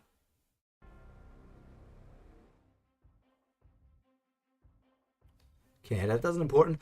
With her being like twin sisters with Pudding, Pudding also plays a very slow role.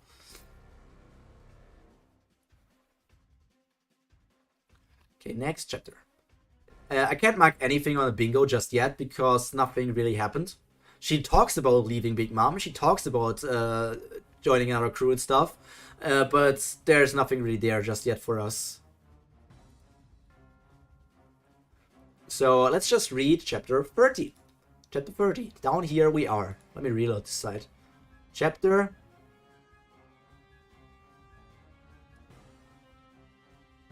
30. Look at this, so close to the end, but not close enough for it to work out today, I guess. I don't know how the story is going to end. I've outlined it all, so now all I need to do is write, and more writing. But high hopes for it. Point of view Pudding. I couldn't remember what had exactly happened last night after crying myself to sleep. Waking up, it was already time for the wedding. I remember following Mama's orders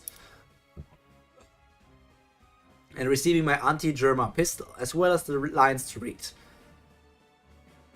I knew my lines role in the wedding, and it was quite simple after all. Shoot Windsmoke Sanji, and let the cake be bathed in the blood of the Germa. But putting that into action, it was hard. For too long I searched for love and affection. Sure, I had my loving twin sister Syrup, but she just didn't seem to understand. She cares for me, she loves me, she treats me as an equal, but I know myself that I am no equal to her, always standing in her shadows and achievements. I have no beauty like her, like she is with my hideous third eye on my forehead. A monster that was who I was to anyone outside the family. I was not strong like Syrup is. I couldn't fight against admirals or even most marines above the rank of captain in the New World. I was not a sweet commander or had great importance in the crew. Perhaps that was why Mama chose me in this time for her expansion came. Despite this, I couldn't help but love my sister. Sanji, Straw Hat Sanji, Blackleg Sanji, Sanji the cook, Windsmoke Sanji of the Germa, my husband-to-be Sanji. Ever since I met him, I just couldn't let my mind wander anywhere else for long. It always returned to his loving smile, his caring words, and the sympathy he had for me, just like Syrup. I couldn't imagine myself pulling the trigger into his face and killing him. I knew instinctively that something or someone inside of me would die with him if I do. It's called affection or love. How would you know? Just call it a hunch, Pudding. You're just as much as new to a relationship as I am. She simply shrugged before pulling me into a hug. Being taller than her, I had to slightly hunch my back in order to tightly hug her back. I know you're worried about whatever you are going to do out there, whether you choose to follow Mama's orders or go with your true feelings is completely up to you. She hugged me even harder and my back started to hurt a little. But if you want to remember that no matter which decision you make, I will be supporting you. Even if you kill him, even if you remain a puppet, even if you fire the gun at me, I will always be your sister. It was something about those words that let loose all of my pent-up feelings. All the years of acting, pretending, feigning to be content with what we had as Mama's children, to be nothing but tools in her eyes. And she started crying.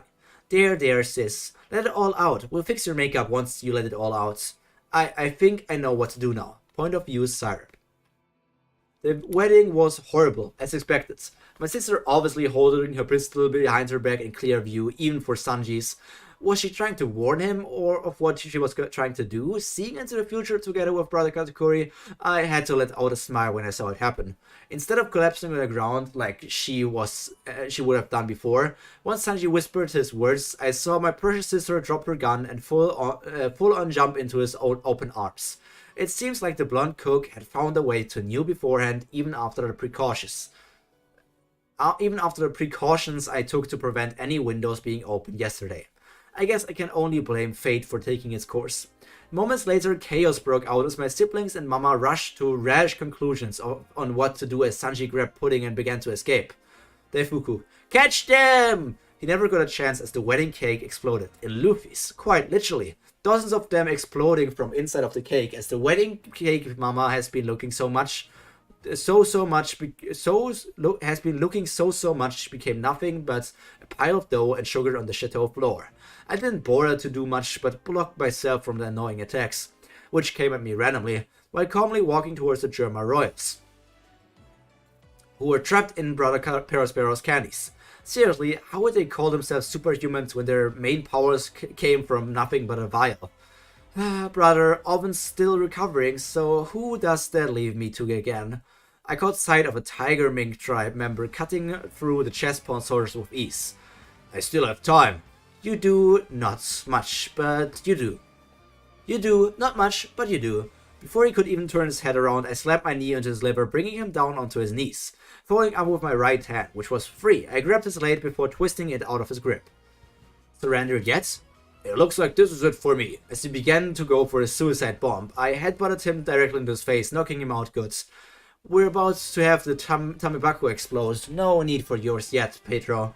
Making some earmuffs noise cancellers out of resistant snow, I filled my ears just in time as Mama witnessed her broken pictures of Mother Caramel. Seriously, Straw Hats, bad move. I braced myself a moment before the will of the strongest woman in the world hit me. Even when she wasn't aiming at anyone or anything, in general, the effect was staggering.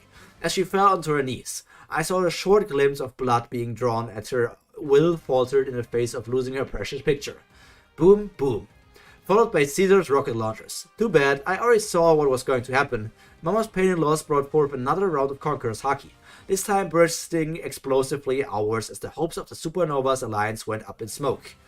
Rounding up, target the Supernova's captain and the Germa first. It looks like we've been heavily underestimated. We'll have to fix that, don't we? I stayed silent as I whipped out my Tanto.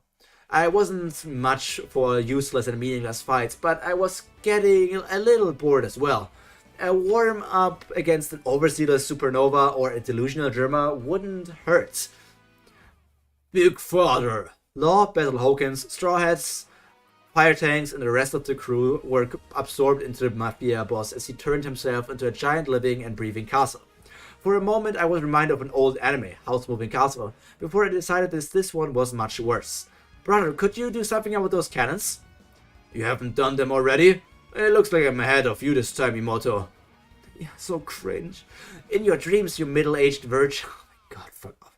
My brother made a mock-hurt expression, which was surprisingly possible behind the scarf, before firing up the mochis to plug off all the cannons in the castle, effectively making them useless. You should surrender now, you are outnumbered, outgunned, and surrounded. Don't bother, sis. Mama's coming anyway. Right on time, an enraged Charlotte Linden and charged the stone castles as he jumped up and grabbed on the walls. Crack, crack. Get out of there, Straw Hats! Another devastating punch sent the debris of the castle flying all over the chateau. But we, the Charlotte children, watched in amusement as we witnessed our mother rip apart possibly the most defensive supernova with her bare hands. Inwardly, though, I had to cringe. Sure, I didn't really care about the other super... Excellently gets to the next chapter. Well, where are you? Inwardly. Yes. Inwardly, though, I had to cringe. Sure, I didn't really care about the other supernovas, but this chiffon was in there as well. Mama might not give a flying she about her sister, but that didn't mean we didn't as well. I could only hope that things go like canon and the fire tanks escape successfully. Of course, except the magician, of course. Betrayal after giving me his word was like spitting on my honor. He would have to pay for that dearly. As another hit devastated the stone walls of Big Father, the German forces, Caesar exploded out of vision as he shrunk back into his flesh and blood. Get them! The sounds of 100 gunshots filled the air as my siblings, especially the not-so-powerful ones, raised the specifically made anti-Germa armor-piercing pistols and fired. Sadly, none of them hit. I call blood armor on this bullshit. Many Many of my siblings have already awakened observation. On the bright side, the clueless and overconfident Germa forces were facing off against us, the sweet commanders. Just like I keep on getting to the next chapter.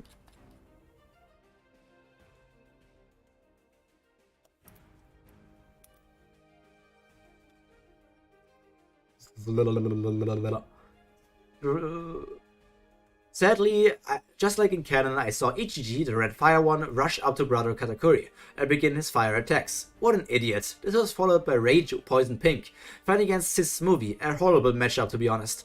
Finally, the biggest idiots of them all, Windsmoke Judge, king and leader of the Germa Kingdom, trying to face off against Mama herself. Wait, wasn't there two left over then? Rushing towards me, I saw two idiots, Swinsmokes. What were the names again? Something like Niji or Yonji? Blue Electric and Green Muscle Mass, respectively. You could have at least let me fight Reiju for poison, you know, because this Electric Shock does nothing. I took the punch of the blue idiot full on as I let the voltage flow right through me. His fist connected to my face, but already seeing the future, I held my ground and didn't budge. Perhaps it was due to the years of screwing of Zeus, or perhaps something was just wrong with my body, but electricity just didn't do their job on me. At least not when I was so pitifully little. Heck, compared to Zeus' charged up attacks, this was like comparing a proper blade to a butter knife. I don't do electric-based attacks, so you'll face to settle with Frost. I grabbed his fist with my little hands, which was still sparking from electric discharge, effectively holding him in place. I kicked away Green Idiot with a sidekick to buy some time before I gathered my Yuki on my right hand and focused it. As my hand began to get colder and colder, I didn't stop there. Kitchen configuration, ice. So you already had ice powers even before eating the Yuki no Mi. The soft power of the snow began to frost over as my fist was coated in ice. This could break through your toy armor. I didn't bother giving this move a name since I came up with it on the spot. But heck, did I already know it would cause an effect? Crash! Punching the blue idiot right in the gut, I saw his transformation raid suit freeze over before short-circuiting out. I soared over directly above him before crashing down onto his crippled form. It's no use, I don't feel fear. I see, then should we put this to test? The will of Supreme King gathered on my right hand as I grabbed him by the collar. The sparks of my will clashed with his mind's. Let us see which is stronger, your little pill which holds back his emotions, or my will to make you fear me. I throat lifted him up as he began to claw at his neck to breathe. All that technology, and yet he still leaves such a vulnerable place open. How disappointing. I felt my will grind away at his feeble mental defenses. His so-called technology, nothing but a glass wall in the face of a true world power. The change was immediate as Nichi's eyes widened and began making incorrigible sounds. There, first time? Don't worry though, it's only temporary. With that, I crashed the blue idiot back into the ground, Mama style, leaving an unconscious and brutally injured Germa prince. Turning around, I saw the limping form of a green idiot facing off against Mama. Looks like they'll be over quite soon as Mama grabbed Zeus. Looking around, I saw the others who had also exited Biji. Straw Hat, Sanji, Law, and Hawkins. While Straw Hat and Sanji were busy running away, Law was locked in combat with Sis Amont, while Hawkins was wiping up the chess soldiers stationed around the wedding venue. Now, we can't have that, can we? As I teleported in front of the man, he didn't even look phased at my sudden appearance. Did your card read that I was going to face you? What is it this time? 100%? I've learned my lesson of not trusting the numbers when it comes to you, but they still give a good pointer to what will happen. I, for one, know that he will not kill me here today with logic alone. He picked up one of the floating blue cards and showed it to me. It showed a grave with constantly morphing image of a specter floating above it. No matter what I try, I cannot see the outcome of yours or my future. Tell me, what is about your ability to counter mine as well? I just happen to be someone that the higher order favors, nothing more. Higher than destiny? Just I dial up my luck to 11 out of 10, a green idiot Germa prince crashed directly into the magician, sending them both flying, and it didn't look like they would be falling anytime soon. Jesus, Mama, seriously, that puts my king punch to shame if it's only a casual throw of yours. Using future sight, I found the place where they would fall. Hawkins having no natural ability to fly, and Green Idiot too, too confused to know what was happening. Sorrowing over to the place before them, I summoned snow around my hands as I formed the bed. Configuration ice. The snowy bed crystallized and it became harder and harder, heavier and solid. I got into a better position as I waited for them to fall directly into the right position. The shining bed turned pitch black as I reinforced it with haki. It would be a shame if it shatters against the Germa's armor, wouldn't it? I saw the two of them tangled up with each other as they began to lose altitude, since they followed the law of physics this time. I checked once more into the future before I swung my bat with all I could, compressing the snow to on my arm to temporarily multiply my muscle strength to godly amounts before fixing it into position with haki. Edge snow, home run! I heard the telltale signs of, again, you're reusing the same sentences. Telltale signs of a crack and shatter when a bat made contact before I sent the two directly back to Mama, who instinctively caught the two in one hand and began cracking madly. Mama, so you came back to me. Great, let me show you Napoleon now. I used future sight once again on them, expecting a nice meshed version of Basil Hawkins from Mama's grip. But what I saw shook me, even though I knew it was coming. Incoming! Boom! I felt the chateau shift and crumble under me as the Tamibako chest, the treasure of the seafloor, exploded. Without waiting for anything anymore, I summoned my wings and grabbed pudding from Sanji's arm. Sanji held on, and Sis Amand and her a couple more suspended us in the air. Like a snow avalanche, the massive layered cake collapsed as its foundation were destroyed. No way, how dare they?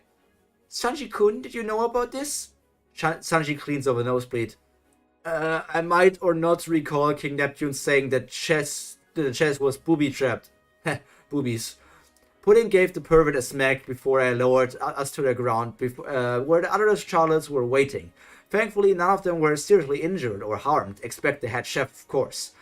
Tch, it looks like those pescators have escaped. They must have some immense luck for there to be an explosion right at the moment. Chase them! Lick. We cannot allow them to get off this island alive. But there was a bigger problem on the horizon. The column of the whole cake chateau crumbling away, exposing a very, very angry Charlotte Linden, complete with orange swirls in her eyes and her dripping mouth in which she is no longer has control over. She has entered her hunger pangs. Wedding cake! Perhaps except for myself, the voice of Mama in her pangs sent fear straight through our hearts and a chill down our spines. No, why now? Brother, get a team to lead Mama away from here. Drain off her stamina by making her go across the entire of Totoland. How?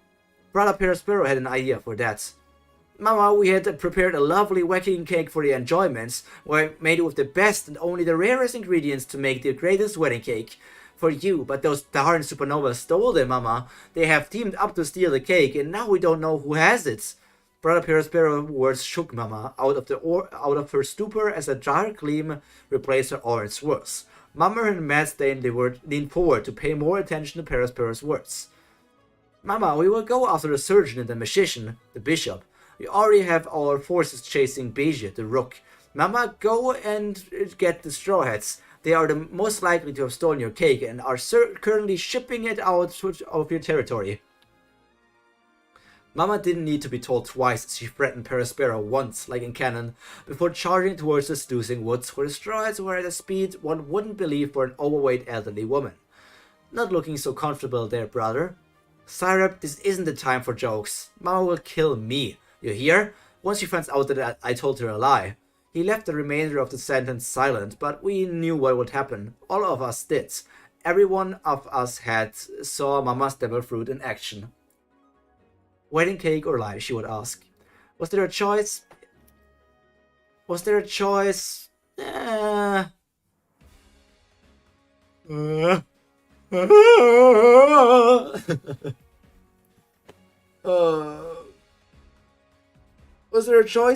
If we only had the cake, we would give her in a heartbeat, but we didn't. Mama didn't like lies either, so the only choice in the end was life. Life in which Brother Perospero didn't have to spare at the age of 50. Well, we've got my lovely twin Pudding-chan. I'm sure she could help as the Minister of Chocolate. I can recreate the cake, don't worry, but I'll need Chiffon's help. She's the only one who can make the cake as fluffy and light as, or equal or better than the head chef. So we've got a plan then. 5 parts in total. Team Cracker, if you're still healing up, but I need your lead your forces to take on Magician Hawkins. Team Smoothie, follow the trail of Beiji and kill him on sight or arrest him if you can. Team Syrup, you do the same for the Team Hard Pirates Captain. Brother Sparrow, you guide Mama in the direction of the droids. If she gets too far behind, and delay her once they are too close. We must stall as much time as possible for the cake to be completed. Finally, I will lead my troops to apprehend the droids and have my crew lead their ship as a bait for Mama. Once you are done with your duties, Brule, it is your duty to get everyone in the Mirror Realm for our next course of action. All of us nodded at his orders before dispersing. Bishop Peace. Lady Syrup, how can we be of help? Go help this movie or something, I work alone. The chess soldiers nodded before leading my troops to join forces with Sis Movie. Either they'll help her or become fuel for her beams. Either way, I got the eyes off of me. How long have I waited for this moment? For stars to align themselves perfectly in my favor. This would be the night. So right compared to others, possibly because bridging is often the hardest part of writing a fanfic. Our inconsistency, of course. Hope you enjoy. So here's a poll. My void cheesecake. What's the favorite cheesecake? I don't fucking care.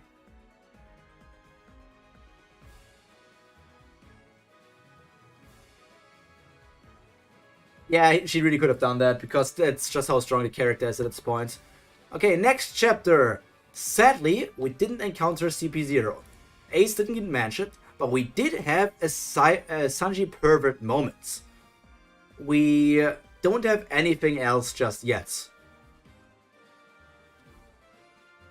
I need to drink something though, otherwise my brain is going to hurt. I think we can read one more chapter and that would be it for today. Chapter 31 will be the end.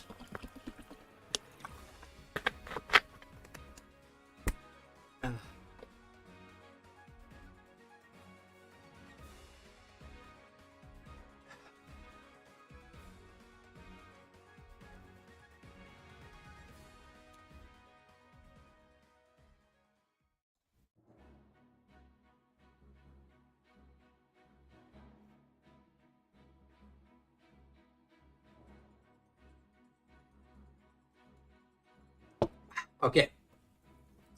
Chapter 31. The Hard Pirates haven't managed to get to their submarines yet. Or really, it was just Law. Law, Beppo, and Penguin. They apparently docked at a different place than the Droids did, as their location was far from the seducing woods. This is the third week, Commander Syrup. That was near a board harbor. Watch out for the Hard Pirates in orange jumpsuits. Report to me if they come there. I can't think of anywhere else they would have docked their ship safely, except for the edge of the board harbor around the Caramel Cliffs. I would probably just threaten them a bit before letting them go, so as they cause more trouble and chaos for our troops, earning me the time I need.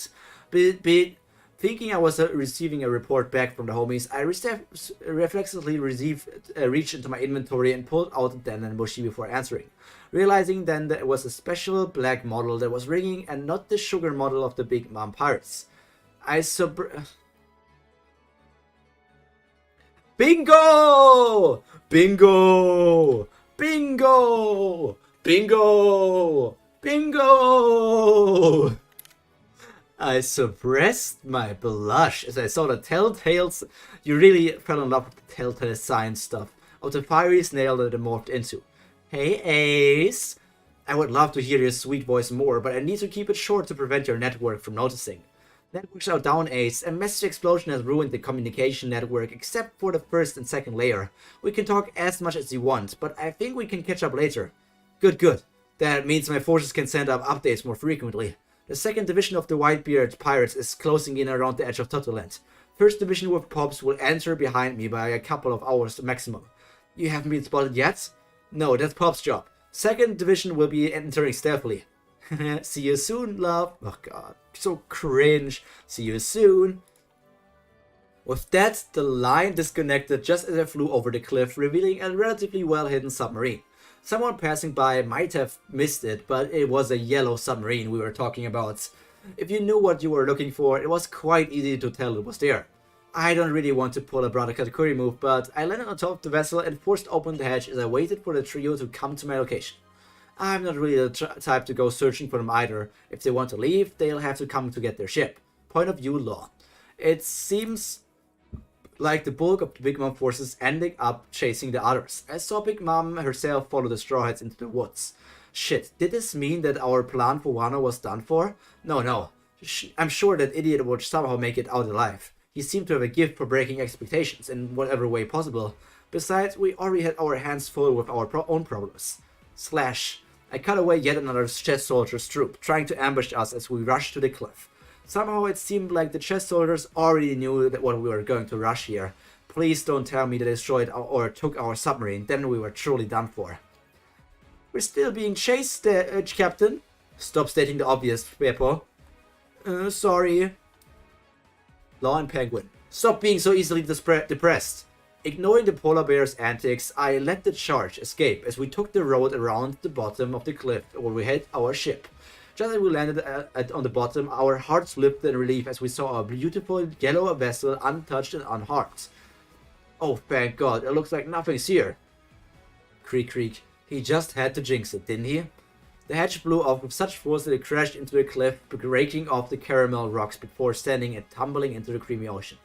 As a small white hand grabbed the edge of the hatch before pulling herself up into our view. Something in our heart broke. Why? Why did it have to be her? It could have been anyone else in the Big Mom's forces, and yet we had to deal with her. I guess in a way it was fair since we had the least amount of trouble on the way here compared to other forces. My incarnation of terror smiled sweetly before lowering her white cat-eared hoodie. Finally seeing her face in full view, I had to suck in a breath at her beauty, or simply how artificial it seemed, in a good way.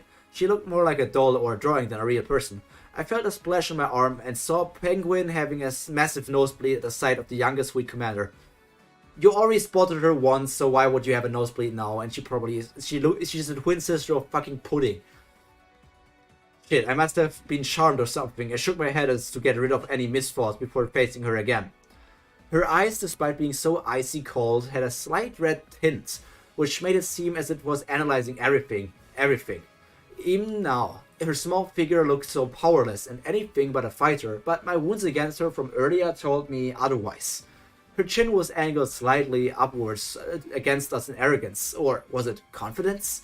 Her white hoodie remained clean of anything despite the previous bloodbath and chaos. How did she even manage to do that? I knew you would come here. Thanks for not wasting my time and exhausting yourselves beforehand. Shit, we fell right into her head trap. What was the correct choice? Ditching the ship and stealing one of Big Mom's? No. We needed a ship for our plans. I couldn't let it end here. That was our ship that crossed all of North Blue and Paradise. I'd be surprised to, I'll be inside. So tell me whenever you want to talk about it or something. With that, she hopped back into the vessel. What? Captain, what's going on? I had absolutely no idea. Captain, should we search for a different ship? I don't think our submarine is safe anymore. Something was off about this though. Anyone else would have destroyed the vessel, moved it somewhere else, or attacked the moment they saw us. Why didn't she do that? Talk to me when you want to talk about something. Wasn't that what she said about before going in? Talk? Talk about what? I didn't really have the luxury of waiting, or as the telltale signs of something breaking was heard from inside of the submarine. Do I ditch the submarine for a safer option? Do I have to give up Wano? Captain, what do we do? I don't know. It's a complete now or never thing. I cursed my tongue as I let the words slip through my tongue. Go, get her out of the ship. Were we scared? That would be an understatement. We were terrified. But it seems my crew had their faith and loyalty. Without even questioning my sanity or decision, Beppo and Penguin began running towards the open hatch on the vessel. Watching them running with such confidence reminded me of my duty. As a captain, I need to be held responsible for them. Keep them safe. I jumped up high before landing directly through the little hole in one giant jump. Landing down, I saw perhaps the most bizarre scene in my life. Soldier after soldier exiting out of a massive mirror from the infirmary. I had to have one so I could see the other side of the patients, but I didn't know how it could be exploited like this. Was this how she was able to come here so fast? Get them off the ship. Beppo and Penguin jumped into action as they began cleaning up the lower ones as I charged with the bigger animated chess pieces. I just sliced up when flaming arrows shot out of the mirrors, this time before exploding on contact with the wall. Captain, we won't be able to take any more damage to the walls. We'll sink if there's even a single hole. I turned to the side and saw Charlotte Syrup. For some reason, she had a scowl on her face if she didn't want this to happen. What was going on? I tried to run down the hallway to her position as she was mumbling to herself, complaining. I only heard a tiny snippet, though, before I had to turn my attention back to the swarming toys. Just wanted to. Wipe relay could have left me with messed up new plan. What was going on? So many questions. Oh, I skipped the chapter again.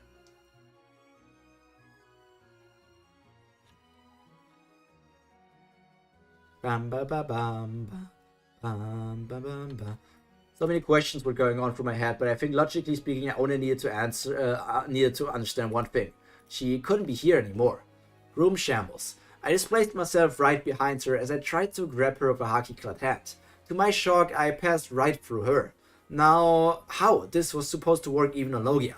Instead, I did the less manly thing and grabbed her for her tanto. This time, she looked a bit confused before her eyes glowed once again. My hands bled through, even with my armaments, but I ignored the pain as I gripped the blade harder as in not to let go before swinging it, dragging it and with me to that place. I could see the shock on her face moments before I even moved the blade, but I didn't have the luxury to worry about that. Now I pushed her directly through the mirror with the blade and me. Captain! Shut up, you idiots. Go around eastern area and meet up with the Straw Hats. I see you all there. Shatter. I destroyed the mirror, which essentially trapped myself with her. Smart move. Probably not, but at least now she couldn't hurt my crew anymore.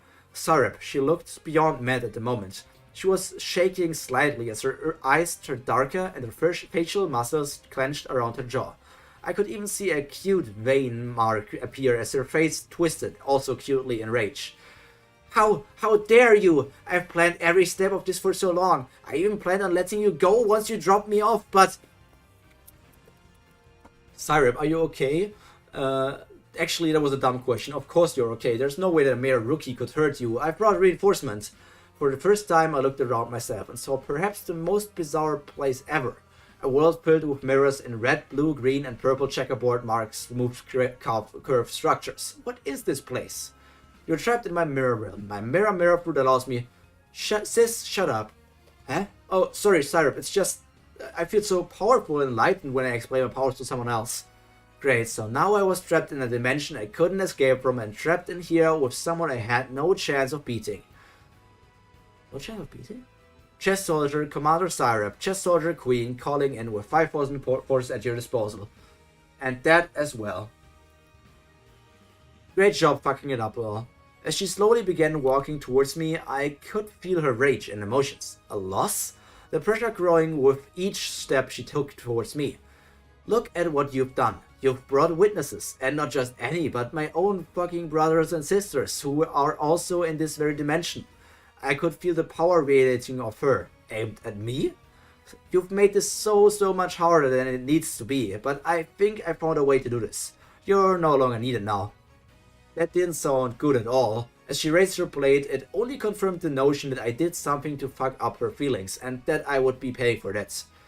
Look, point of view Syrup. Rage, rage, rage, rage, rage.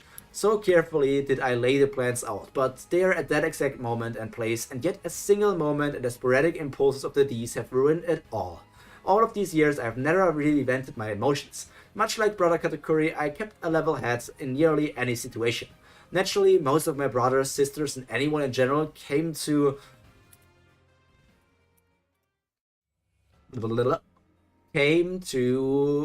Didn't have much dedicated level... But this was fucking personal. Rage. Undiluted, pure fucking rage. Trafalgar Water D Law. It's Trafalgar D Water Law, by the way. That's also wrong.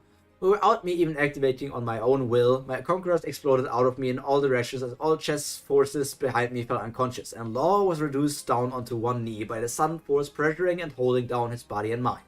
I'll fucking kill you. Going in with my mind, hot and vision slightly red, I did a fancier stance before summoning a lance to my arm. Now this is just stupid, because Law was not in a whole click island. So the Law we saw in Wano is basically the same Law we are seeing here in this very moment. And you're saying that you have Haki that can put him down on his feet, but Kaido and Big Mom didn't? Lance of the Yeti. A crystalline ice lance formed around my arm, complete with floral designs as it reached the base. The tip was wicked sharp as the edge disappeared into nothing. lowering the edge to point directly at Supernova. I got into my fencing position before going for a straight kill. Plish. Perhaps it was due to my rage in which I lost my calm, or perhaps I was too eager to see his blood spilled, but not seeking the future beforehand was troublesome. With his Nodachi, he barely parried my lance as the tip grazed his cheek. Well, now that the tip was past him, I wouldn't need this lance anymore. Elemental combustion ice. What does this even have to do with fucking cooking anymore or kitchens? The lance shattered like a grenade directly next to Law's face as the first fragments began to make cuts along his arms, torso, and face. When, Shambles, you really are one hell of a dangerous girl. I didn't wait as I teleported behind the location and brought down an ice blade, this time a saber. I'm getting tired of this blade of yours. Attack or fair? Attack the blade. Attack the blade, okay. Metal on ice clashed as he hurriedly leaned as to move out of my blade's slice. But that wasn't what I was looking for. As he tried to do a direct blot this time, I raised my blade once more before lowering it down again and again and again. Clang, clang, clang. A blade purely made out of my devil fruit, I can continuously regenerate as I wish. An infinite blade, if you will, but yours on the other hand cannot last that long, can it? This time I gathered snow on my arm, before condensing it to form edge snow. Your blade will no longer be with us. I hope you have no great memories of it. With that, I brought down the ice saber as it shattered directly through the Nodachi, rendering both blades useless. Now, welcome back to square one, Trafalgar Law, except this time I hold a blade and you don't. I formed a katana on my right hand and brought out my tanto on my left to prove my point. But this time I knew I had calmed down enough as I could once again feel the observation showing me the sword. What happened with the ability of hers to keep a calm mind no matter the situation? That ability just got completely forgotten. Welcoming the familiar feeling of welcoming the familiar feeling of what is to become, I saw Lu's future. The next words are going to be, I won't die here like this. That's a JoJo reference. Shame there are so many better last words. Law picked himself up again, trembling slightly and bleeding from many cuts and wounds all over his body. Grit's teeth. I won't die here like this. I thought it would be an interesting idea to put Sarah versus Law, just like Katakuri versus Luffy. Of course, this wouldn't be the main battle of this arc, but isn't this a good appetizer? The main battle will be her against Big Mom, I guess?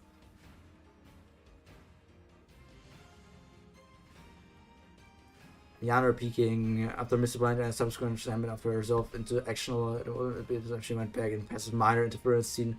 Especially when she's made out of tearing and only beyond him as a fighter, hoping for the victorious consequences. Yeah, I guess that's it. Chapter 32. We're not going to read it more, but next time we can read 32, 34, 33, 34, 35, 36, and the bonus chapters, because I don't think those are too long. But I guess that's it for today. Did we hit any other bingos? Let me check the bingo boards. We didn't hit... Well, we did hit Ace, which gives us at least one more bingo. We now have the bingo upwards here. And Vegapunk wasn't mentioned, so this one doesn't take place. Syrup meets CP0, sadly, what's her name? Stassi wasn't mentioned even once. Syrup joins another crew, and Syrup leaving Big Mom are basically both about to turn true, but they didn't happen in the chapters just yet, because she already was in talk with Ace, and apparently the Whitebeard pirates are coming and the different stuff. So that would mean that this is also about to happen. These two things are going to happen. Maybe there will be a battle between Syrup and Big Mom, who knows, and who knows about the open ending. But all of these things are what will happen in the future. So we can't say much else here.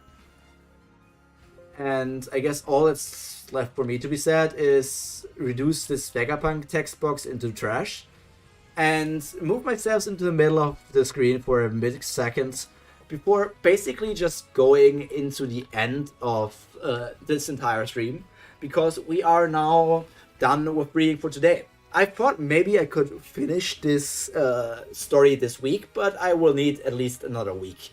And Germa sadly didn't really play a big role in the stories anyways. Germa was just there and instantly got defeated. But I guess that's all from me. all that's left to be said is stay happy, stay healthy, and most importantly, stay cultured. If you watched it till here, why don't you consider clicking subscribe? I would really enjoy you having... If this was a video, I would probably cut this out, but let's just repeat this. I would really enjoy you clicking on the subscribe button, because I would love to have you here, join us on more stories, journeys, and other things that we are going to do on this channel. But as I said, all that's left for me to be said is stay happy, stay healthy, and most importantly, stay cultured. Pyro, out.